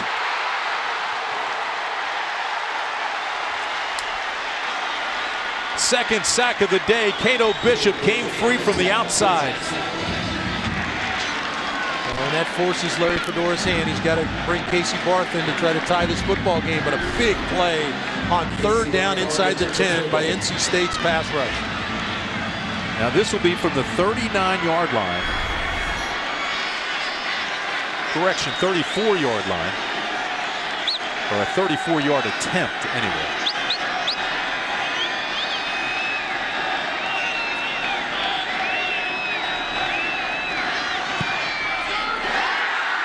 And it's good. And we're tied.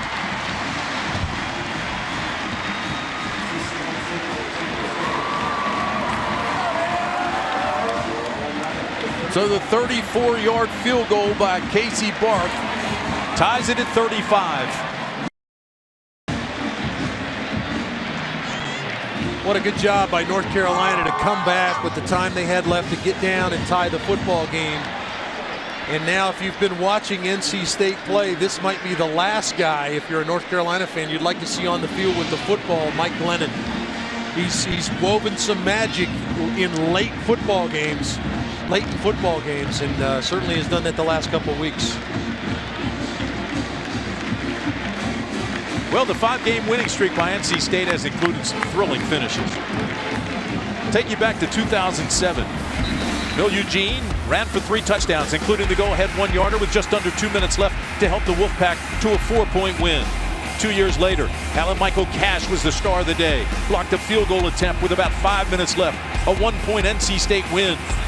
The next year, Owen Spencer caught a tip ball in the end zone for a touchdown on 4th down, and TJ Graham returned a punt 87 yards for another score to help the men from Raleigh rally past the heels 29-25. Right now, with 1:24 left, we're tied at 35. And so the Wolfpack will bring it out to the 20. And we'll watch Mike Glennon go to work. That was a good job by Palmer. It might be a little thing, but Tobias Palmer decided to take a knee there. Ball comes out to the 25 now, and instead of running some time off, he might not have gotten back to the 20. Just a small thing, but a good play there by Palmer. Our peak performer of the game, Mike Glennon. Look at those numbers. And he's not done yet. But keep this in mind.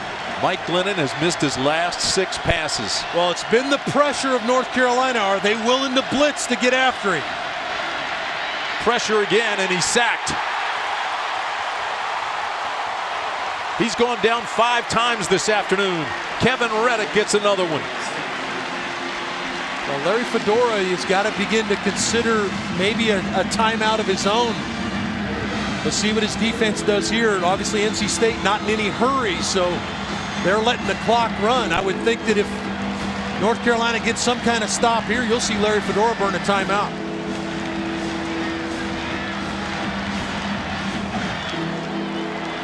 There's Glennon's numbers in the 4th quarter. He's been outstanding, but he's up against it here. A lot of time going off that clock. This is Creasy. Pick up of 4, and they let the clock roll, and now they stop it with 35 seconds. I thought Larry might burn a timeout right there, knowing it's 3rd and long. You don't really want to give Glennon another chance, but they've got an opportunity for the field to be short here for themselves if they get it back. So 35 seconds remain in a 35-35 game.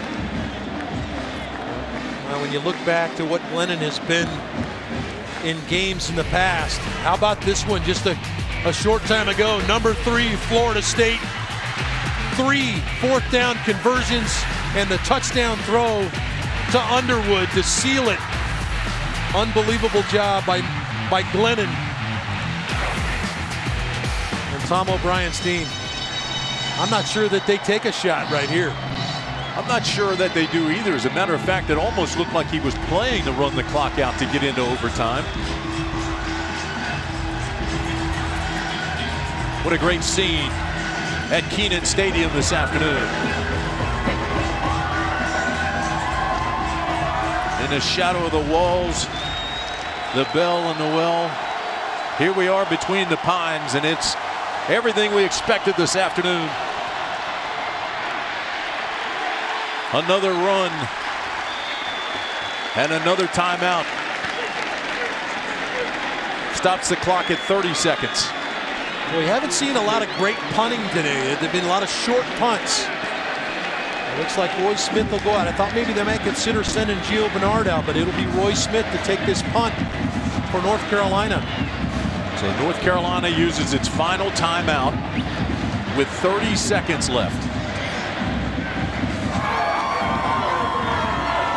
Again, here they are. They're going to switch it. Gio Bernard comes on the field. I thought they might consider putting Gio on the field to return this punt as a punt return touchdown this year.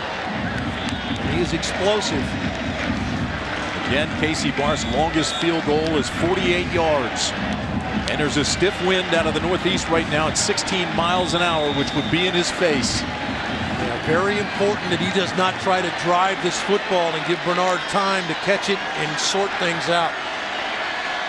And if you're on the coverage team, you better contain him. This is a high tail wagger. Bernard will take it at the 26. He'll look for a blocker. He's got a wall. Look out. Bernard to the 40.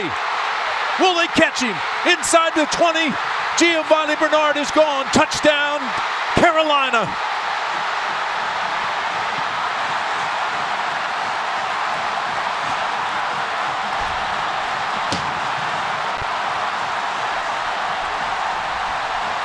"73 yards, no flags."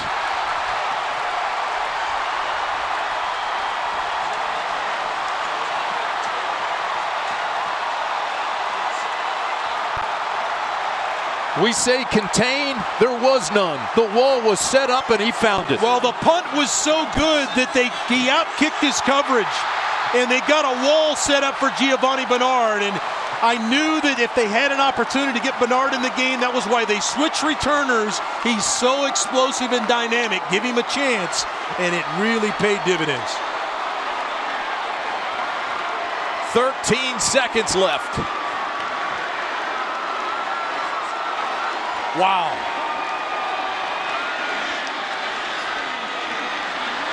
The extra point snap is low, and they get a 2-point conversion.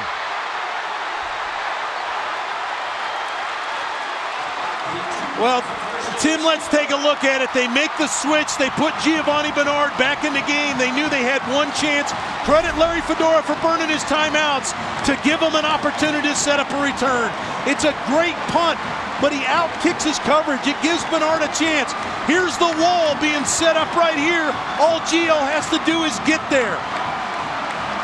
He catches it, uses the speed, and a great job by North Carolina to build the wall. And then it's the big-time speed of the redshirt sophomore. The best football player on the field today wins the football game for North Carolina. Here's the call from the Tar Heel Network. Bernard fields it at the 26, heading to the far side. Gio at the 35. Gio, he's at the 50. No, he's not. Yes, he is. Gio is going to take it for a touchdown. Are you kidding me? Jones Angel with the call. 73-yard punt return.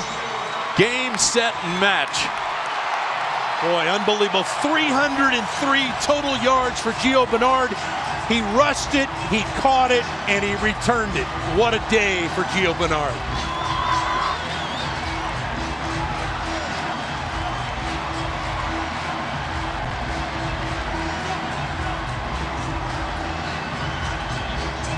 Tim, you want to talk about guys that deserve to have their name mentioned with the big trophy at the end, the Heisman Trophy? That kid's name needs to start to get mentioned because he is a difference maker. He certainly was there and has been for the 2 years he's been here in Chapel Hill.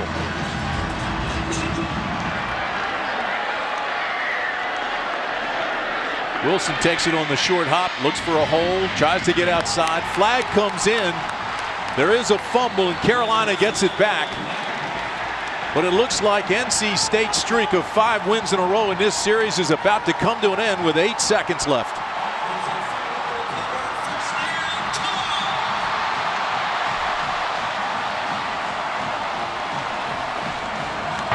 Tar Heels get it. Holding the return team.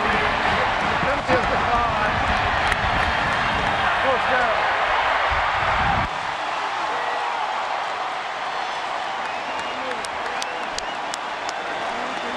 Larry Fedora, who came from Southern Miss to rebuild the program here at Carolina, is going to beat NC State. His first win over the Wolfpack. And for all the players wearing blue down there this afternoon, their first win over the Wolfpack. That's it.